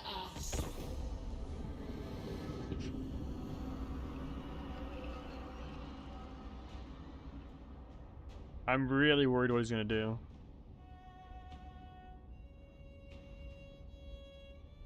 I'm going to have to cheese his army like a lot.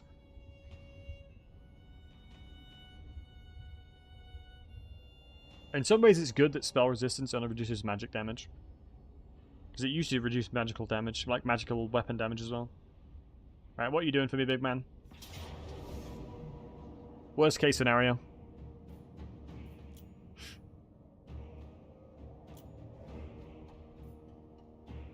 Worst case scenario, because now Khalida doesn't get the experience. Which is really annoying. So if I retreat, he might not get the experience. I think it's worth retreating. Because in the situation where it's do or die, I need desperately Khalida to get full experience here. She'll only get half experience now.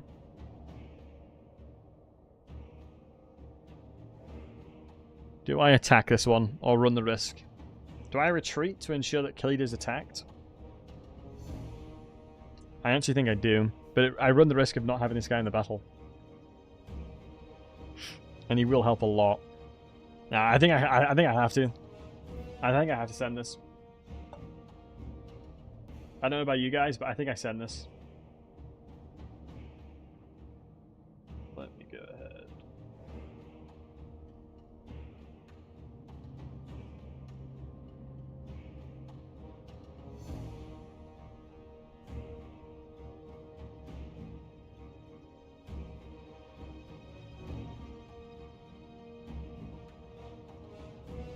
Yeah, let's give it our all here, boys.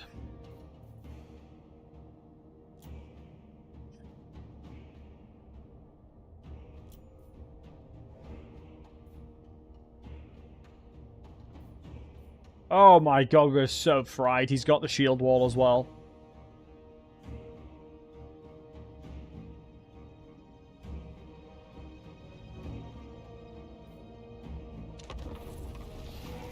Okay.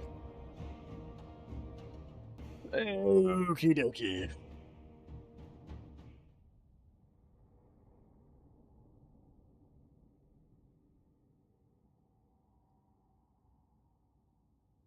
So to get the Grudge Turret, that's my goal, yeah. Be friendly fire with the Carrion. If the Carrion does that, they'll just die instantly, that's the problem though, right?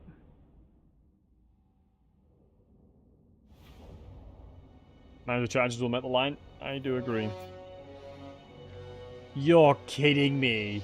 We're going right where he is as well, and I have nowhere to hide.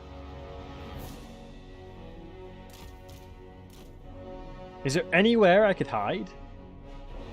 Here's not terrible, honestly, up here. Can I deploy up here? Why is it tease me like this? Guys, why does it tease me? I have to deploy over here.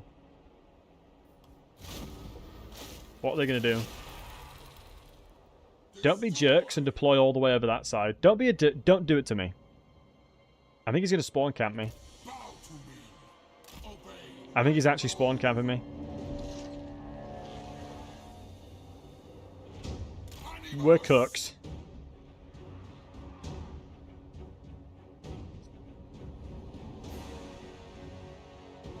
Nah, I'm swapping it to this side.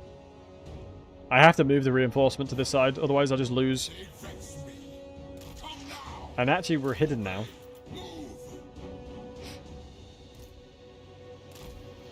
Do I utilize this one just for visibility and try and get information? I think I do.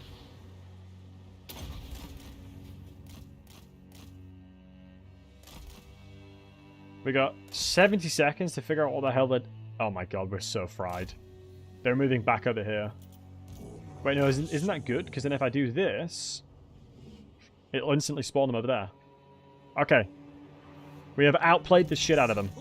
We are gaming. Okay, we're so gaming. We are so back, boys. We are so back. Mate, if somebody did exactly what I just did in a multiplayer game against me, I would hate them for life. We're so back, boys. We're so back. People have done that to me in multiplayer battles, and it makes me so sad. Okay. Right, lock in, boys. Lock in. Okay, boys, lock in. Let's not mess around here. Let's lock in. Let's take advantage of the elevation where possible. Let's have a look at the terrain.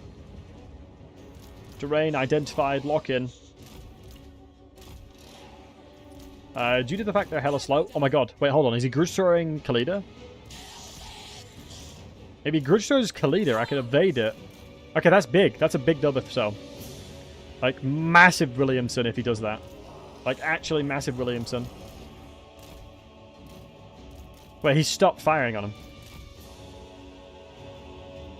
Okay, he's turning around.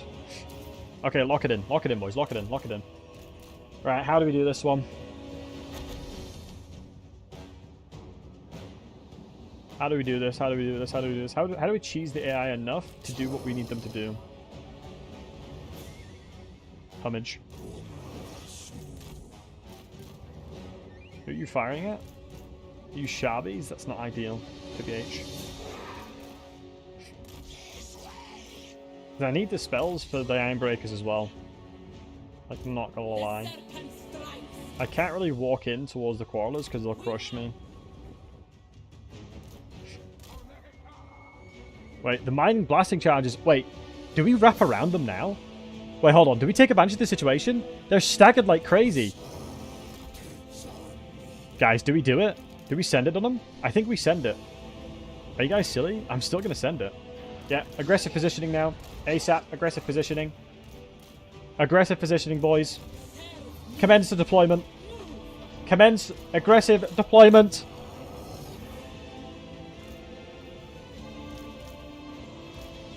Commencing aggressive deployment.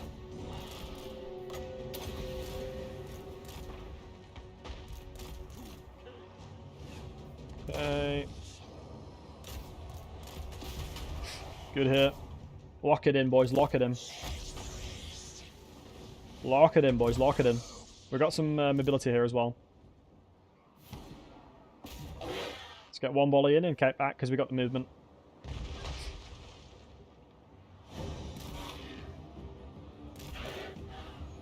Lock it in, boys. Lock it in. Holy ballsack. I just got crushed. Goddamn Ironbreaker, man. Carry-ons. Lock it in, boys. Lock it in.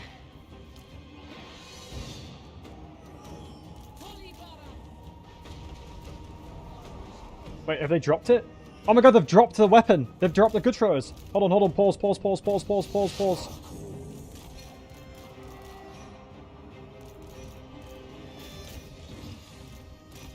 They let go.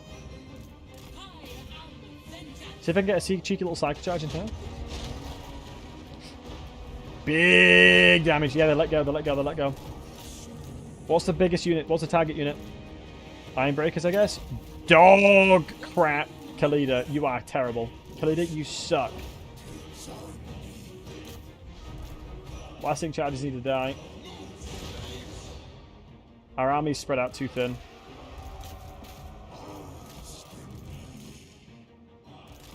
She really needs to get her her Sphinx thing.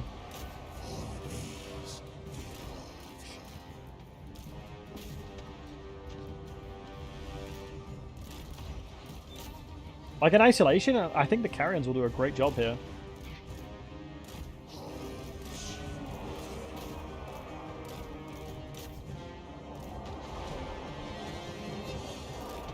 I just need time to cook.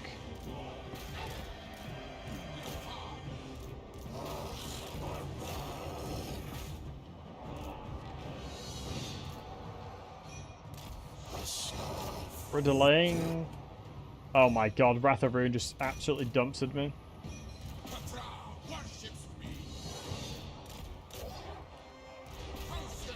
I'm just trying to stop the units that are actually crushing me from crushing me. My god, they're so staggered. This is crazy, man.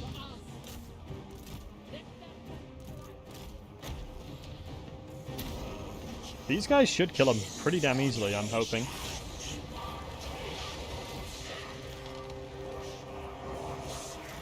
Get these guys out. Really nice damage. It's just normal miners. This lord's responsible for winning that. Khalida.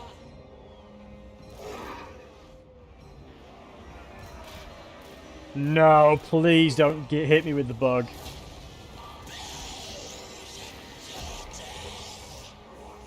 No, no, no, no, no, no. They're stuck in melee. So many of them are stuck in melee.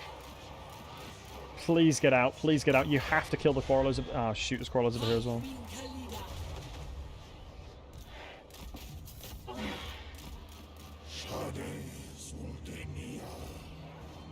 Hopefully they can get out. There's one dude stuck here. Oh my god, they're getting slaughtered. Let's kill the Grossorers. Pull the caskets back. Great damage there.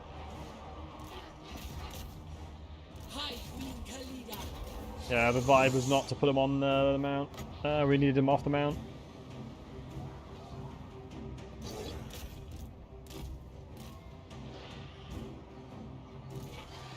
Okay, another one killed. Good. I am vengeance.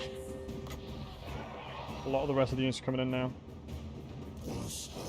I need to start identifying win cons here.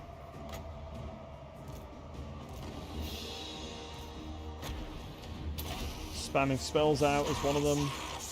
Keep them nice and healthy. Cycle this way to try and fight over here. Evading the blasting charges where possible. Obey. Move. I have to keep these guys alive. Kill these Grossorers would be huge.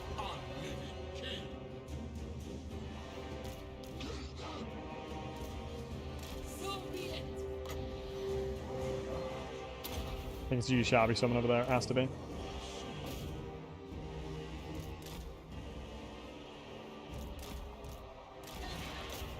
I just have to let them fight. High Queen Khalida. That was an instant fireball. That was pretty sick. Oh, I am so stupid. I was so dialed in. There was archers that I haven't used yet. It's okay. It's okay. It's okay. It was intentional. It was intentional.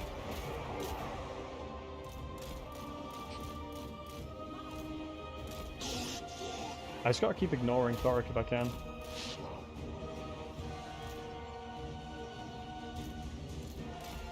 Actually, like, this sounds like genuine copium. It's not that bad. Like, actually.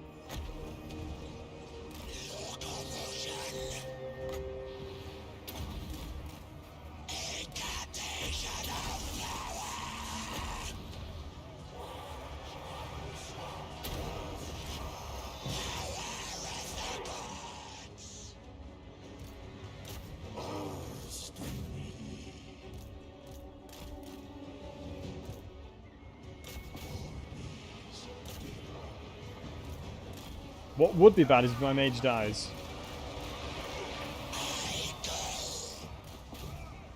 I have to try and cycle charge here to recover my leadership if possible. Wait, even cycle charging doesn't recover the leadership. We're boned. Why? Yep. 07s.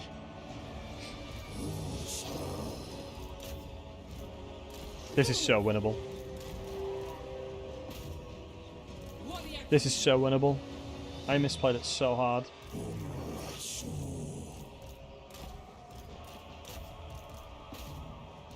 Legions forward. I charge!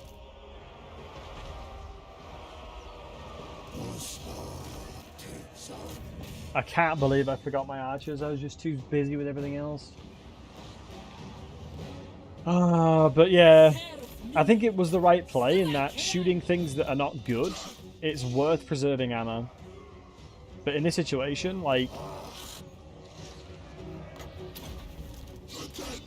I need to actually use the ammunition, right? I'm ending the battle with a lot of ammo.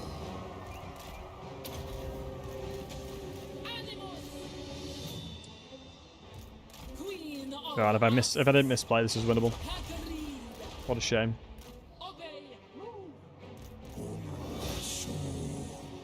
I mean, the isolation, all of that was fine, but then I needed to like firing line boxes. I needed like firing line boxes. I think if I had firing lines, I'd have been fine.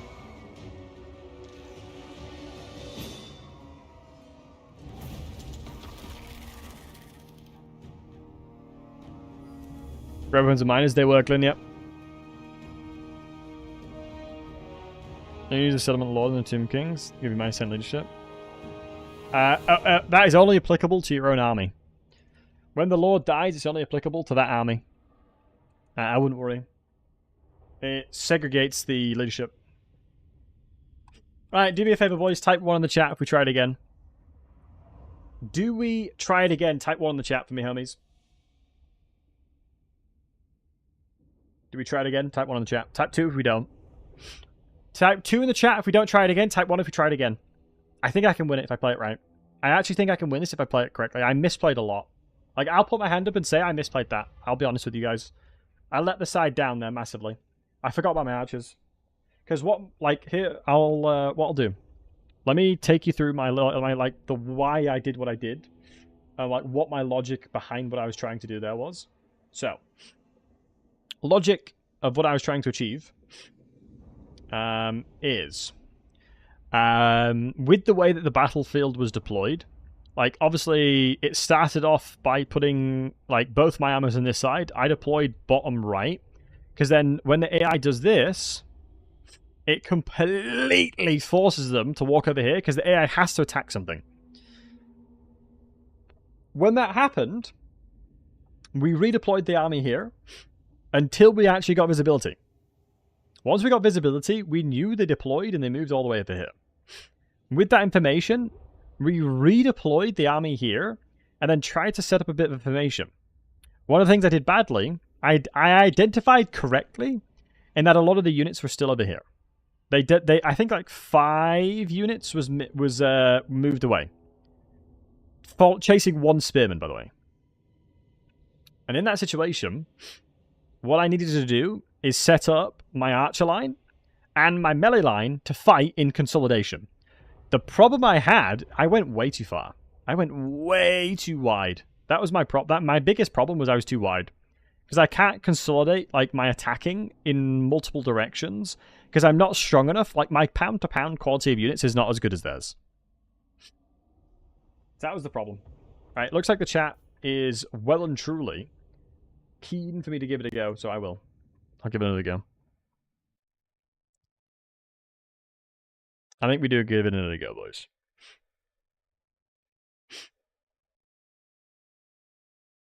Alright, let's cash it out.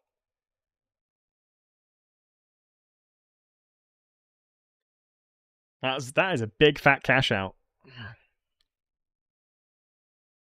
Alright, let's load back in, boys. Let's load back in. Most important thing in Tomb King campaign is always save up for casket, right? First thing. Yeah, we did have the casket in there.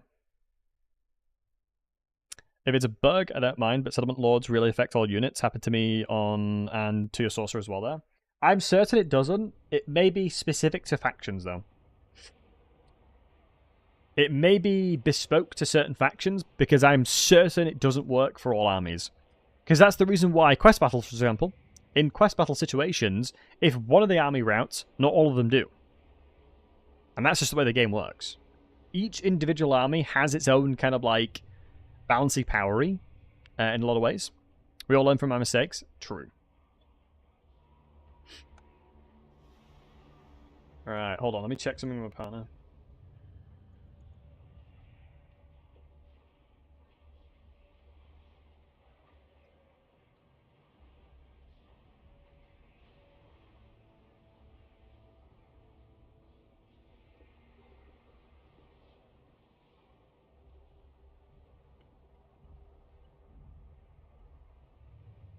So I may have to end in the next like 30 minutes to an hour or so. Because, oh my god, I've got to set off at 9 a.m. at 7 in the morning. I have to set off at 7 a.m. tomorrow to go skiing. That's fried. Alright, see if we can do it again.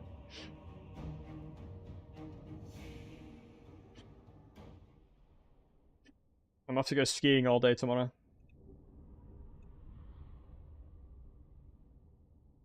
$7 a.m., man.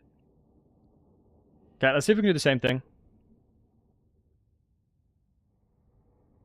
Honestly, the fact that the blasting charges is very scary. A blasting charge basically nullifies whatever they're fighting. Am I in England? I am. I am an English fella. But the skiing that I'm talking about is what am I on about? In like a, it's called Escape, I think it's called.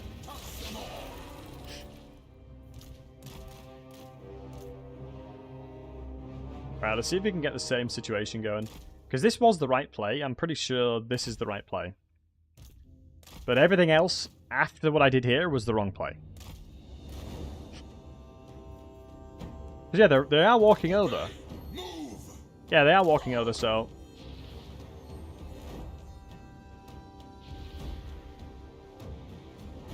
I don't think I need to even make him invisible. You get into the naughty corner.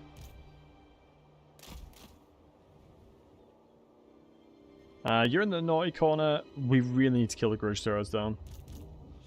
Depending on how many... hopefully they send more units over there. I mean, in fairness, I ain't going to get a better opportunity than that. Right. Okay. Lock in. Lock in. We win those. I am vengeance. It's a shame we have no damage then. Okay. So. They're going to turn around with a lot of units. That... Wait, hold on. Pause.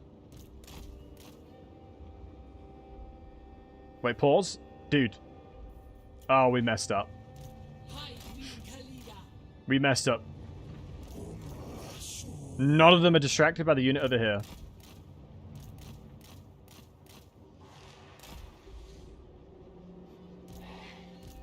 Very well. Be a dwarf warrior. Might be interested.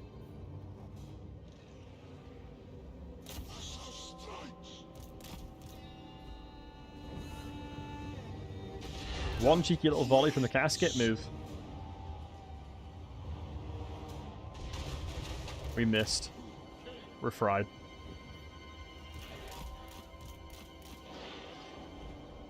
I don't mind them being shot at.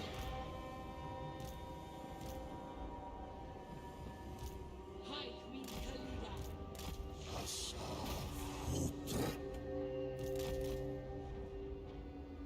As long as I can evade them properly. Because you need to go around the outside. Ironbreakers being over there is a big dub, at least. The general needs to fight as well.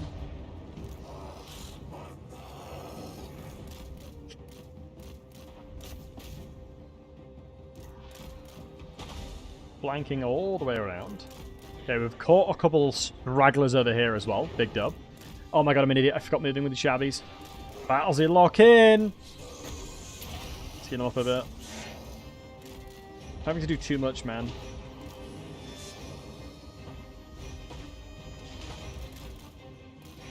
If we don't lose an entity, I'm fine with it. Like, actually, I'm fine with that. If we do not lose any entities, I'm 100% A-okay with that.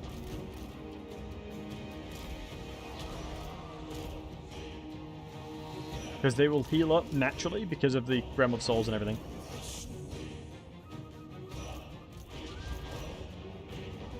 Right, now, I think it's critical that we take position and point here.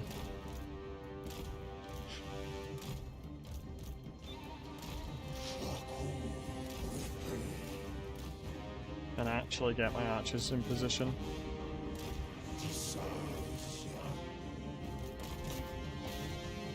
I need the Lord over here. I mean, I could sandveil the carrions. Who are you firing at? Oh, shoot the skeleton horse archers all you want, but I don't give a damn about them. No offense. Yeah, we're getting some good shots in. Any stragglers? No, no stragglers. They're still trying to figure out how they want to fight me.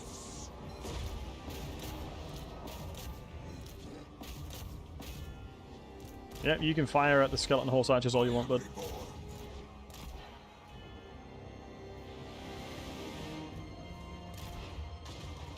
We've got to do a big old dookie on them as well. No, we're chilling. We're actually chilling.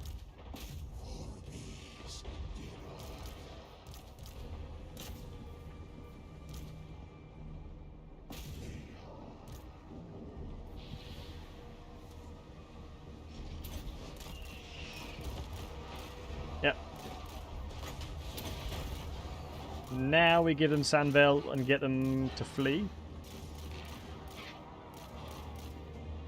Locked in. Good, they're now hidden. Lock in, move the mage back.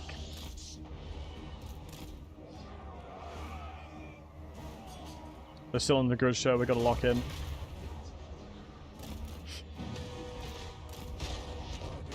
If they isolate their units like they are, we might be chilling. Reposition. Garrison in the front line to share damage.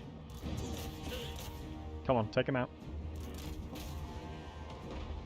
Isolated grudge crawlers like this, low key, we eat those.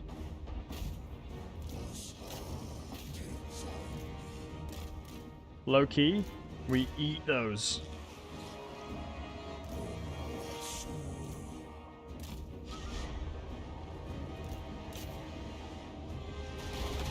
Especially if it means we're hidden while we're doing it.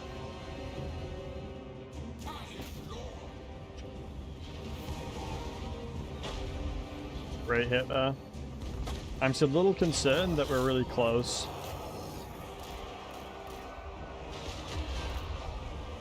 I think we just full on shoot Thorek.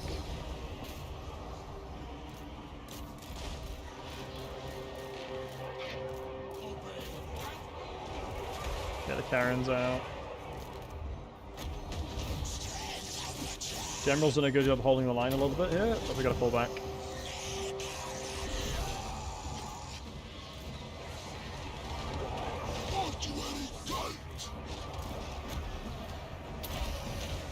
High Queen Khalida. Legions forward. For the love of God, these blasting charges, man.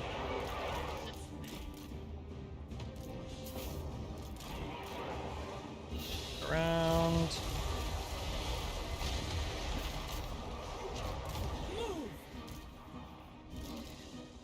Good.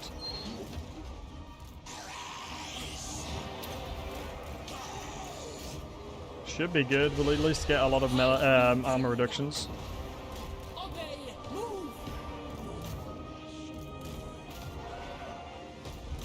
Carry-ons, that's fine. Mage is dead, but it is what it is. Please shoot the general.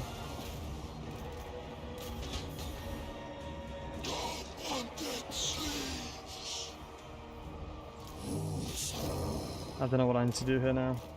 It's really hard. I don't know if I'm going to be able to kill Thorek.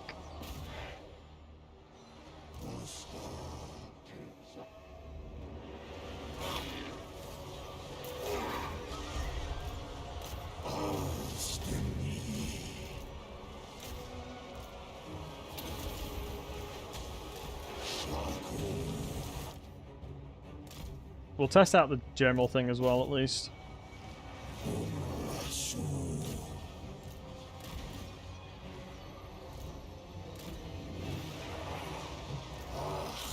Yeah, no, Khalida's trash on her mount.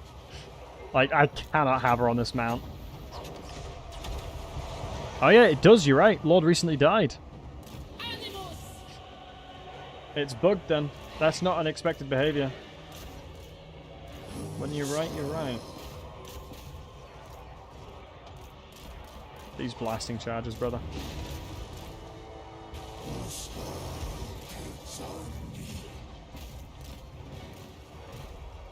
Onwards, legions. Well, let's see what we can do. Shoot the Ironbreakers if boss. The smartest thing for me to do is go after Thorek, actually. I don't actually know how these will perform.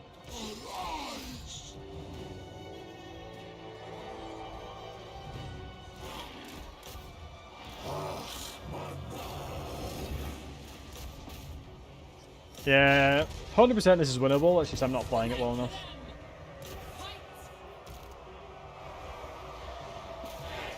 I can kill Thorek, that's huge though. Losing the general changes things as well. Honestly, the angle would be not even use the general to begin with.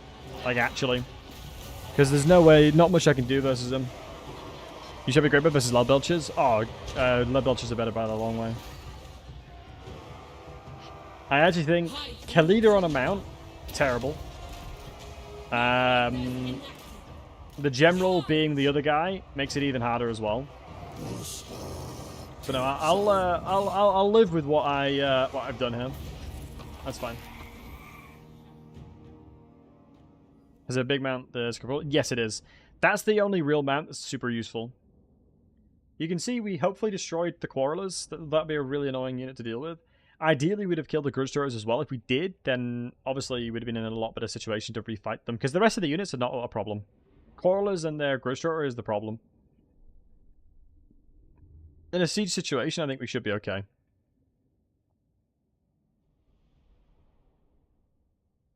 But yeah, we've got 2 armies we can replenish as well. Blasting charges, yeah, the blasting charges are savage. Killed my regiment around really quickly.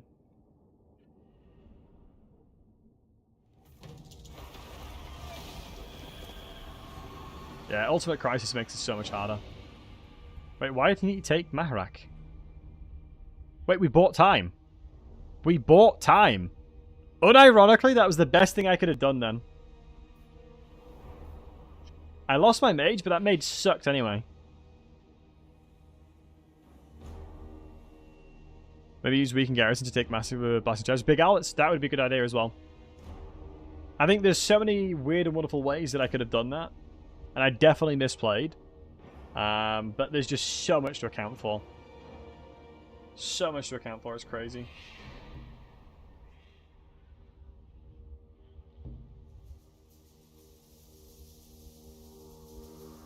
But with Thorek taking attrition here, I hope he takes a lot of attrition. Probably doesn't. I now can Turtle in Lamia. We now Turtle in Lamia. We lose the casket, which sucks, but I don't think it's the worst thing in the world.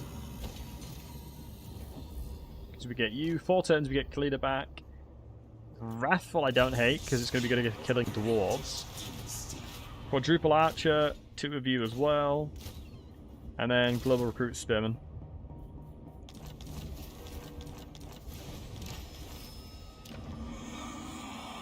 We do have another Lord that we potentially can recruit in this province, but all of my guys have been wounded.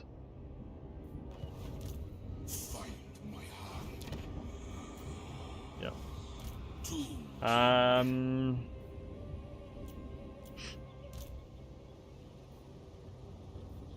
Wait, how much attrition they're taking? 10. So they're taking like 8% attrition. Yikes. I'm a yes, bad indeed, matey. On your knees. Any deals we can get? Nah, we're too. Our strength rank's too low, most likely. I mean, we're doing a good enough job of holding him back.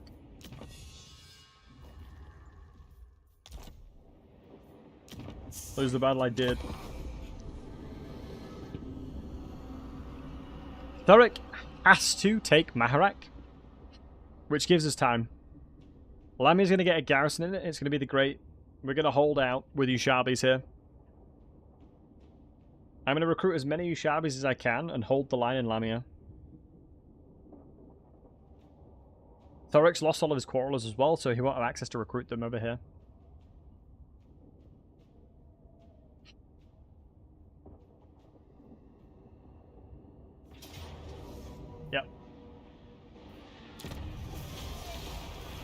Actually, I should have fought that, I'll be honest.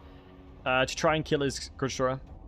Buff spells was as here we go. Cost 9 mana and buffs in 35 minutes.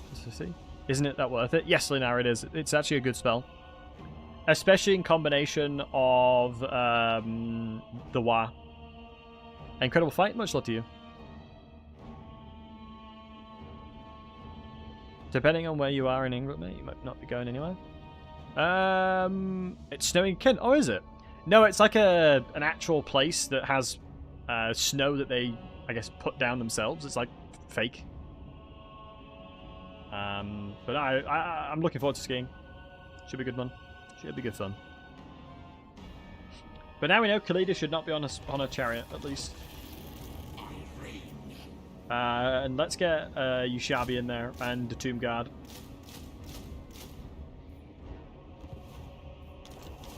Nice. I think not. No. Ooh.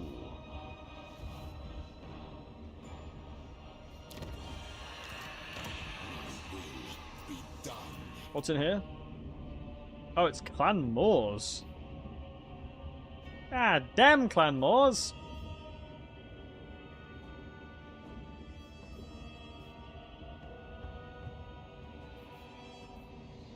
I can't afford to remove it. Yes, grovel and beg. Right, mage. Can I recruit a mage? I can't. Death magic wouldn't be bad. But I think light magic might be the best. But I have to go into that. 2 turns to get another mage. Seems worth it. I mean, death magic wouldn't be terrible, but what's the Winds of Magic situation like? If you go Diplomacy, click Winds of Magic. Yeah, it's poor. I'd have to be over to the left. Yeah, Winds of Magic's not the best. What's exit the burial chamber? Recruit the following type, melee infantry. We should be able to do that. Which gives us +2 recruit rank. What? Which might be worthwhile re-recruiting my army. Why I'm pronouncing the T? Ushapti? I'm just dyslexic and just pronounce things mostly wrong. To BH. So I wouldn't rely upon my pronunciations of things. I definitely would not rely on my pronunciations of how I say things. I'm excited about this campaign, though. This is going to be a fun challenge. This is going to be a really fun challenge campaign.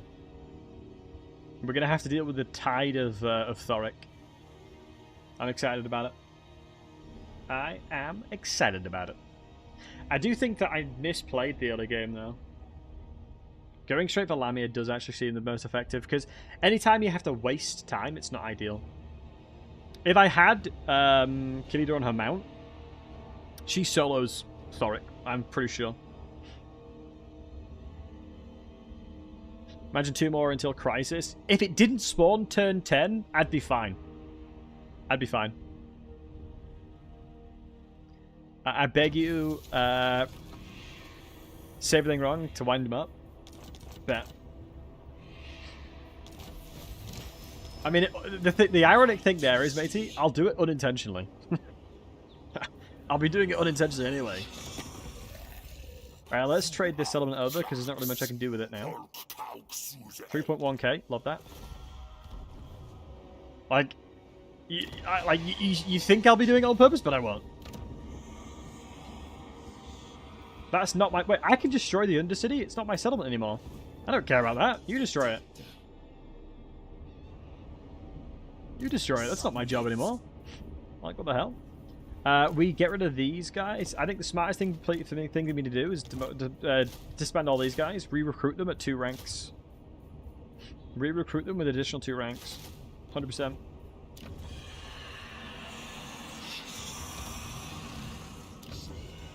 I have no other place to recruit. We're kind of licking our wounds a little bit here. We're licking our wounds as much as possible. Is to be able to go after Kurgath as his island is safe and Casket's place. I mean, yeah, Muppet. It's funny enough. It's you know, you rightfully raise a good point. It was one of the first things that I said that I was gonna maybe need to do, but overconfidence is slow killer. I felt like I could beat and outplay Thorek. Look at the entire. There's no green. There is not a single ounce of green there. By the way, I felt like I could outplay him, but I couldn't. So we're expecting the entire tide of the Thorek main army here. Oh, ballsack. That would be the Black Rose. He's called, isn't it? The Helen Gorst has sent some armies over now. How many turns do we need? So, honestly, I'll take a bit of cash. Anyone that gives me money, I'll take it. Anyone that wants to trade money to me, I'm gonna be like, yes, please. So his movement will be reduced. Him coming into the battlefield. I refuse. God, Address me as your oh, highness. my Cobra is so cooked. I don't even have anti-large, bro. We're so fried. I don't even have a mage either. Ooh, I do now. Boys, what do we do? Death magic? Probably death magic, right? Death or light, death or light, death or light.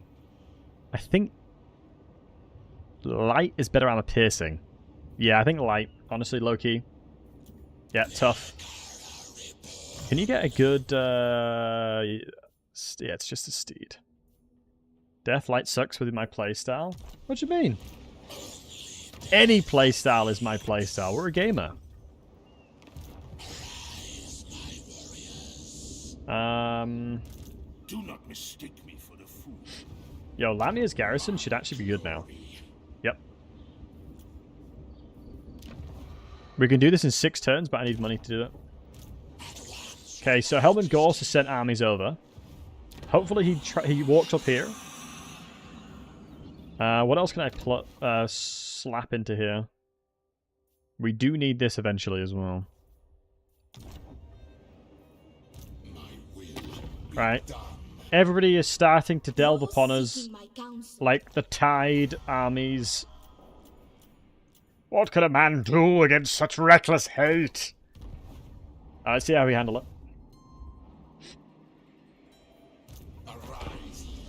I think smartest thing for me to do, depending on what else I see. The good news is we'll make a lot of money. And make a lot of jars as well. So that's... If you're looking at the positives, guys, there is a lot of positives here to look at. A lot of jar opportunities. A lot of experience opportunities. The world is truly our oyster. You know? The world truly be our oyster here. Is it going to be difficult to achieve and actually get?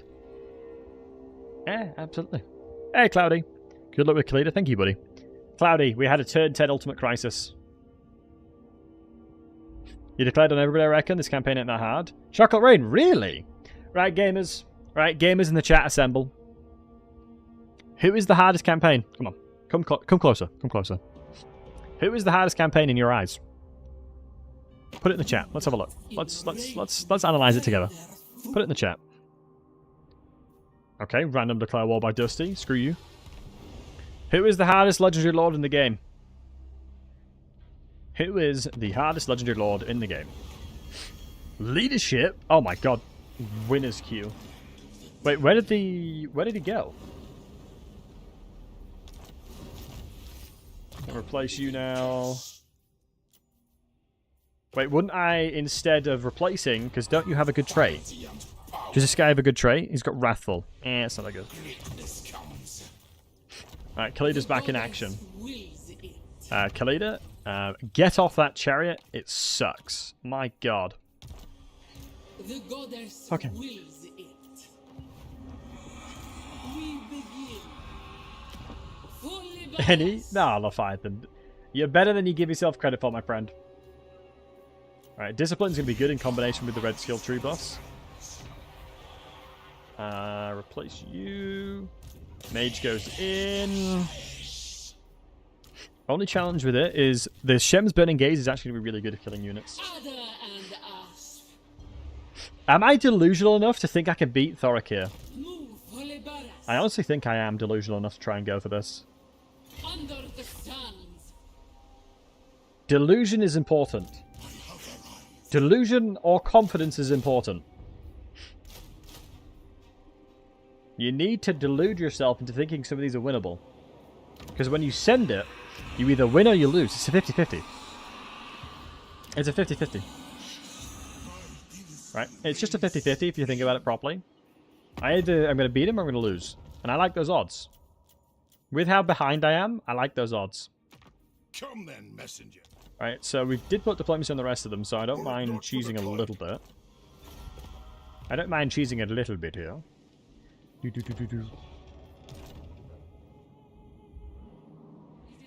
Wolfheart used to be hard in Warhammer 2. I 100% agree. Wolfheart was hard because the first army you had to fight had a goddamn, like, big old boy in it.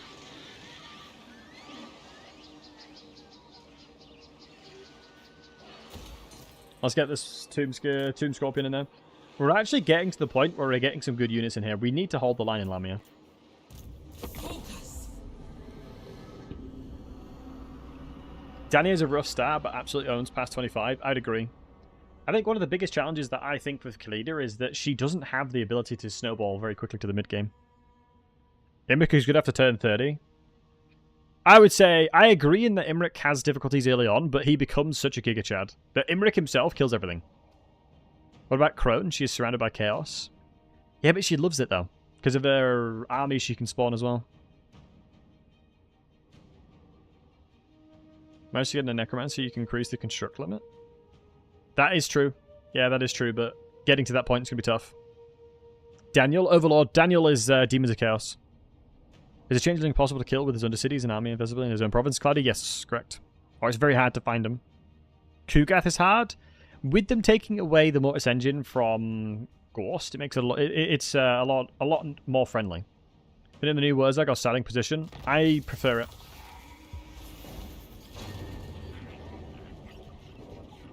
Why is there a second Vermintide, by the way? What? As if the game hates me. Like, does the game not hate me enough? Like, hello? Is my planet. Does the game not hate me enough? Like, what? Shall rise again. This is Pyrrhic victory? I'm so fried, boys. She's a weak lord. She's a duelist who cannot duel. True. Yeah, no, I agree. Oh, I'm fried. Oh, it's a settlement battle. That makes sense. Oh, I don't have a casket. Why am I going towards them like I have a casket? Why am I going towards them like I have a casket and things that can kill them? Oh, the delusional confidence and there's this. I can kill them, but it's going to be costly. It's going to be blooming costly because I don't have easy way of taking a lot of them down. The casket is available in like 3 turns at least.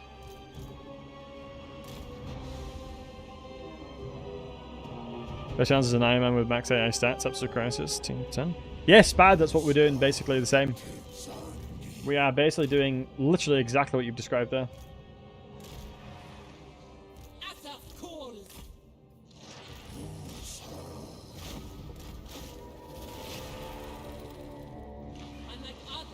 In challenge runs, I never auto-resolve. It's a waste. Yeah, let's kill this cannon tower as soon as possible. Second that gets taken down. Of course it's going to be like unbelievably Giga Chad accurate. Because why wouldn't it be? Should be able to take it down. We have a 50% damage reduction against barricades. Well, I think every unit does. Only unit that I'm aware of that has a higher amplification is the miners for dwarves. Against like gatehouses and stuff. I mean, 65-60 is kind of a joke for stats. Oh, that's really bad for a duelist. At level 11 especially. Alright, let's position as much as we can. Yushabis are the ones that are going to be killing stuff. Alongside these guys, because Tomb Guards have... oh, they don't, anti-infantry. I have to sit here until the rest of my troops get close enough so they can actually stop the barricade from being built. Looks like that's on the side of there. I think I'm going to use the Yushabi speed on the side then. That they've given away the positioning here. With them taking away and giving a positioning away, we have to pounce on that ASAP.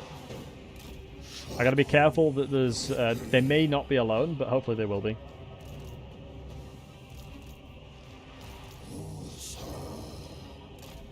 I have to be very careful. Bit of a shame that they're going to be funneling in that way, so hopefully none of those shots fly true. Hopefully none of them fly true, but we'll see. Nice. Khalida needs to be nearby. Move back before the barricade gets built, please. And fight there. Perfect. Now the barricade won't be built, and we'll be able to access the settlement with relative ease now. That's what we're looking for. Ghost is killed on the side. Let's get the swordsman all in fighting now. What we'll do is the disruption here. When they charge in, cast fireball. Should go right through them like that. Oh, beautiful hit. That is absolutely fine and A-okay with me. Yushabi's responsibility, like we said, killing the Ghost Throwers. No one's defending the unit, which is very silly of them. So that's the reason why we pounced on that ASAP. The second we had the option to do so, we obviously need to make sure that we're jumping on it. I'm going to try and squeeze a unit by. These guys are a perfect opportunity for that one, so we can actually start hitting the Quarreler, because we're obviously taking a lot of damage here. The Ghost Thrower basically said, screw this, the Yushabis are about to slaughter us. Let's try and shoot whatever we can. But very quickly, the Dwarves will feel the might of what the Yushabis are all about. My god, they look sick. Tomb Kings are so cool, man. We're trying to push through. Khalida might actually be able to do the same. Khalida should be in a decent position to do so. Because of a mass. Crushed over that side. This sound is when you know an order's gone through. So always remember that. That's when I know an order of what they're trying to do has gone through, so I know with confidence that they're going to do the action that I need them to do. Okay, not the best fireball, but that's okay. Game's burning gaze. Okay, that was hot trash, I'll be honest. I'm all about transparency around here, but that was absolutely trash. Dear God.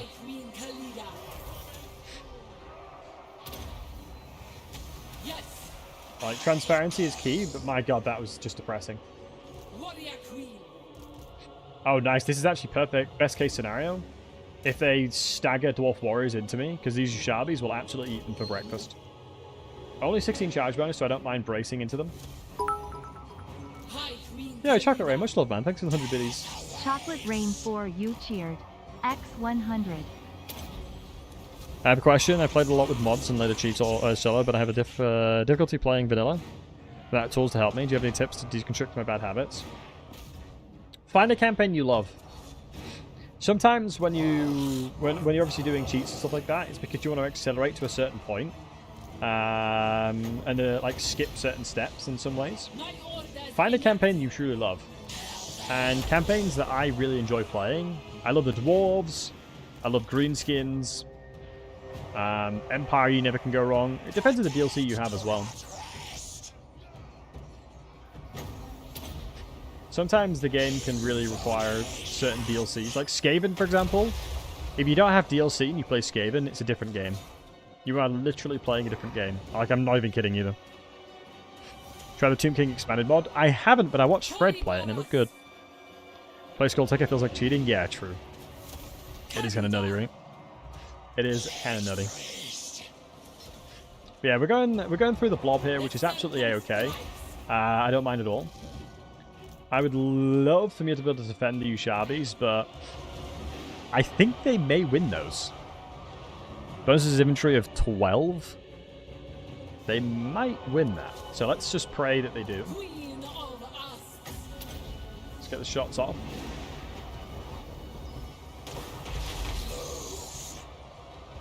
They'll hurt the Yushabi hard? I don't think so. Miners have garbage melee attack. What's my melee defense? 36. 19. 36, 19. So 19 plus 35 is 44. Minus 32. Yeah, they've got like a 12% chance to hit ish. We're chilling. We're chilling. 12%, not good enough. 12%, go back to the drawing board, not good enough. Although, yes, each swing they hit will hit, but they only have 12% chance to hit, so I'll take those odds. We take those odds, boys. Let's get my Nehekara warriors in there. Because like I said, look, we can just watch, look. Like, they are taking damage, but we have 50 entities still remaining. There is 65 entities and 88 entities. Oh, we win those. Typically speaking, I suspect with the bonuses of infantry of 12, because that amplifies our damage by 12 as well. We're mainly armor piercing, so we should be crushing them. Each swing, we're most likely killing entities. Say, if we have a look over here. Look at 61 and 85. We just keep holding on. So 85 to 82. And obviously we're still attacking Dwarf Warriors because they have high leadership. So yeah, every swing, typically speaking, we're killing one. So this is one of the things you always have to be conscious of and aware of. Although yes, a unit that has armor piercing or heavy armor piercing against a unit that has, you know, a lot of armor, in isolation, when the attack is successful, yes, they'll do a lot of damage.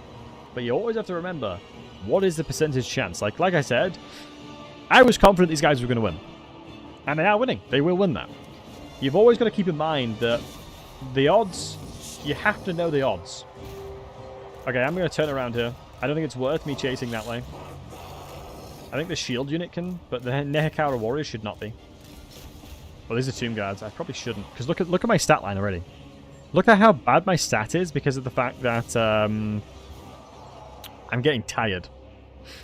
Like, this is what happens when your units are exhausted. Look, 90 armor to 22. God damn. Yeah, damn. Yeah, damn. That's a difference. Okay, we now pull the trigger. I think it's important to pull the trigger here before we take a lot of damage. Ooh, with that tower being built now, we actually lose. Mistake on my end. That tower may swing the battle towards them. Hopefully not, because the Ushabi with levels is really important. I'm trying to get low enough for the Curse of Shah to come in, as that will help a lot.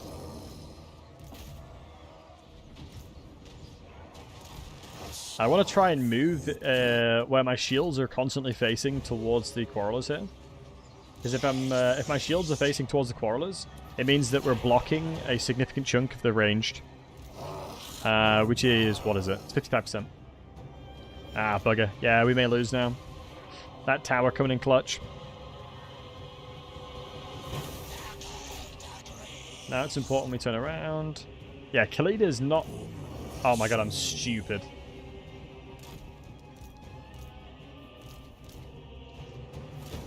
I honestly, the smartest thing for me to do would be to reinforce my Ushabis with the Skelly Bros, but it is what it is.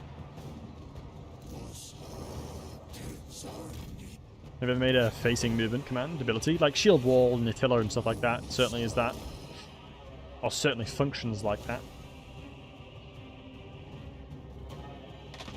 Oh man, the fight was very close, but the Ushabis did what they needed to do. 07s to the Ushabis. 07s, Ushabis.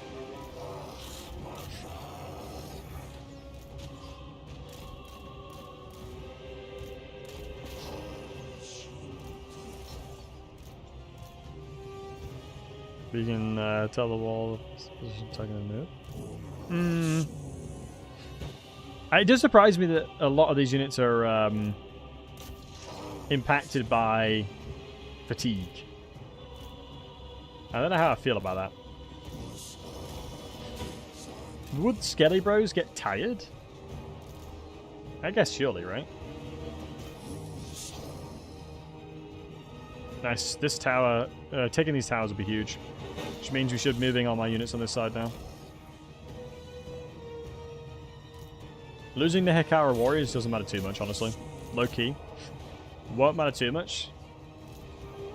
Because we'll replace them anyway. We can replace them in quick succession. My only challenge that I'm going to have is fighting the secondary armies that come towards me. Like, this is not potentially the only battle I'll be doing. Right? There may be more.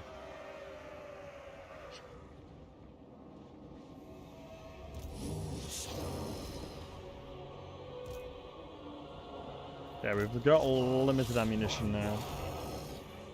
I think it's a fast forward angle because I think we've done everything we needed to do for the most part.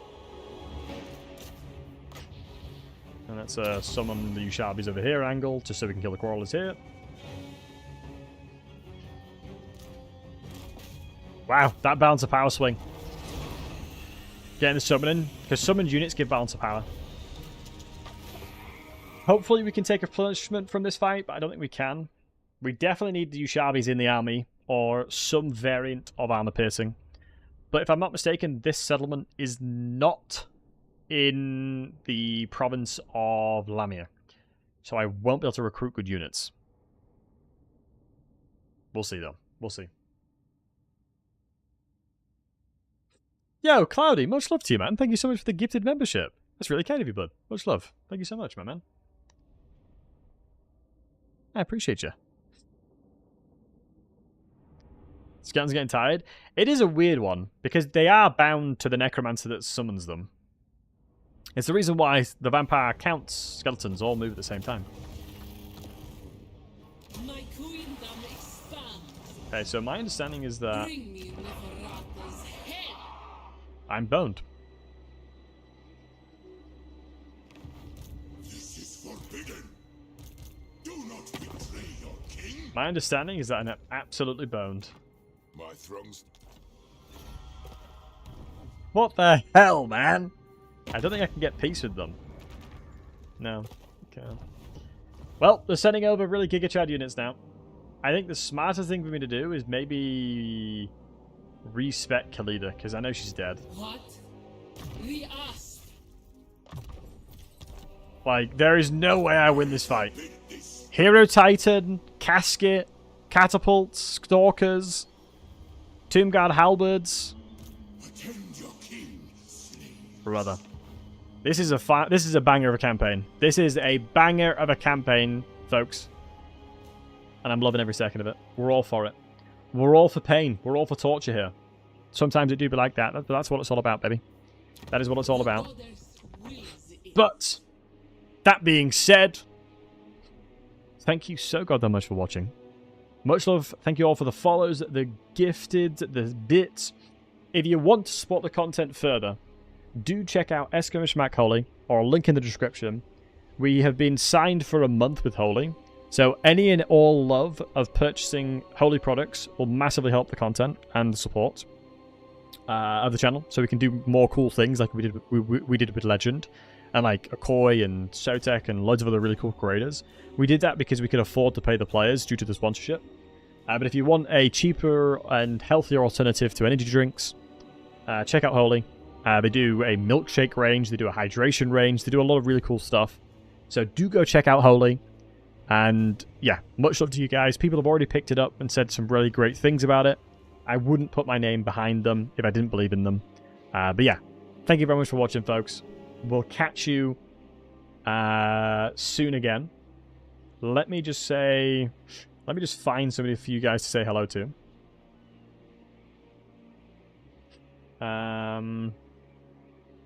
So thank you for hanging out and being here.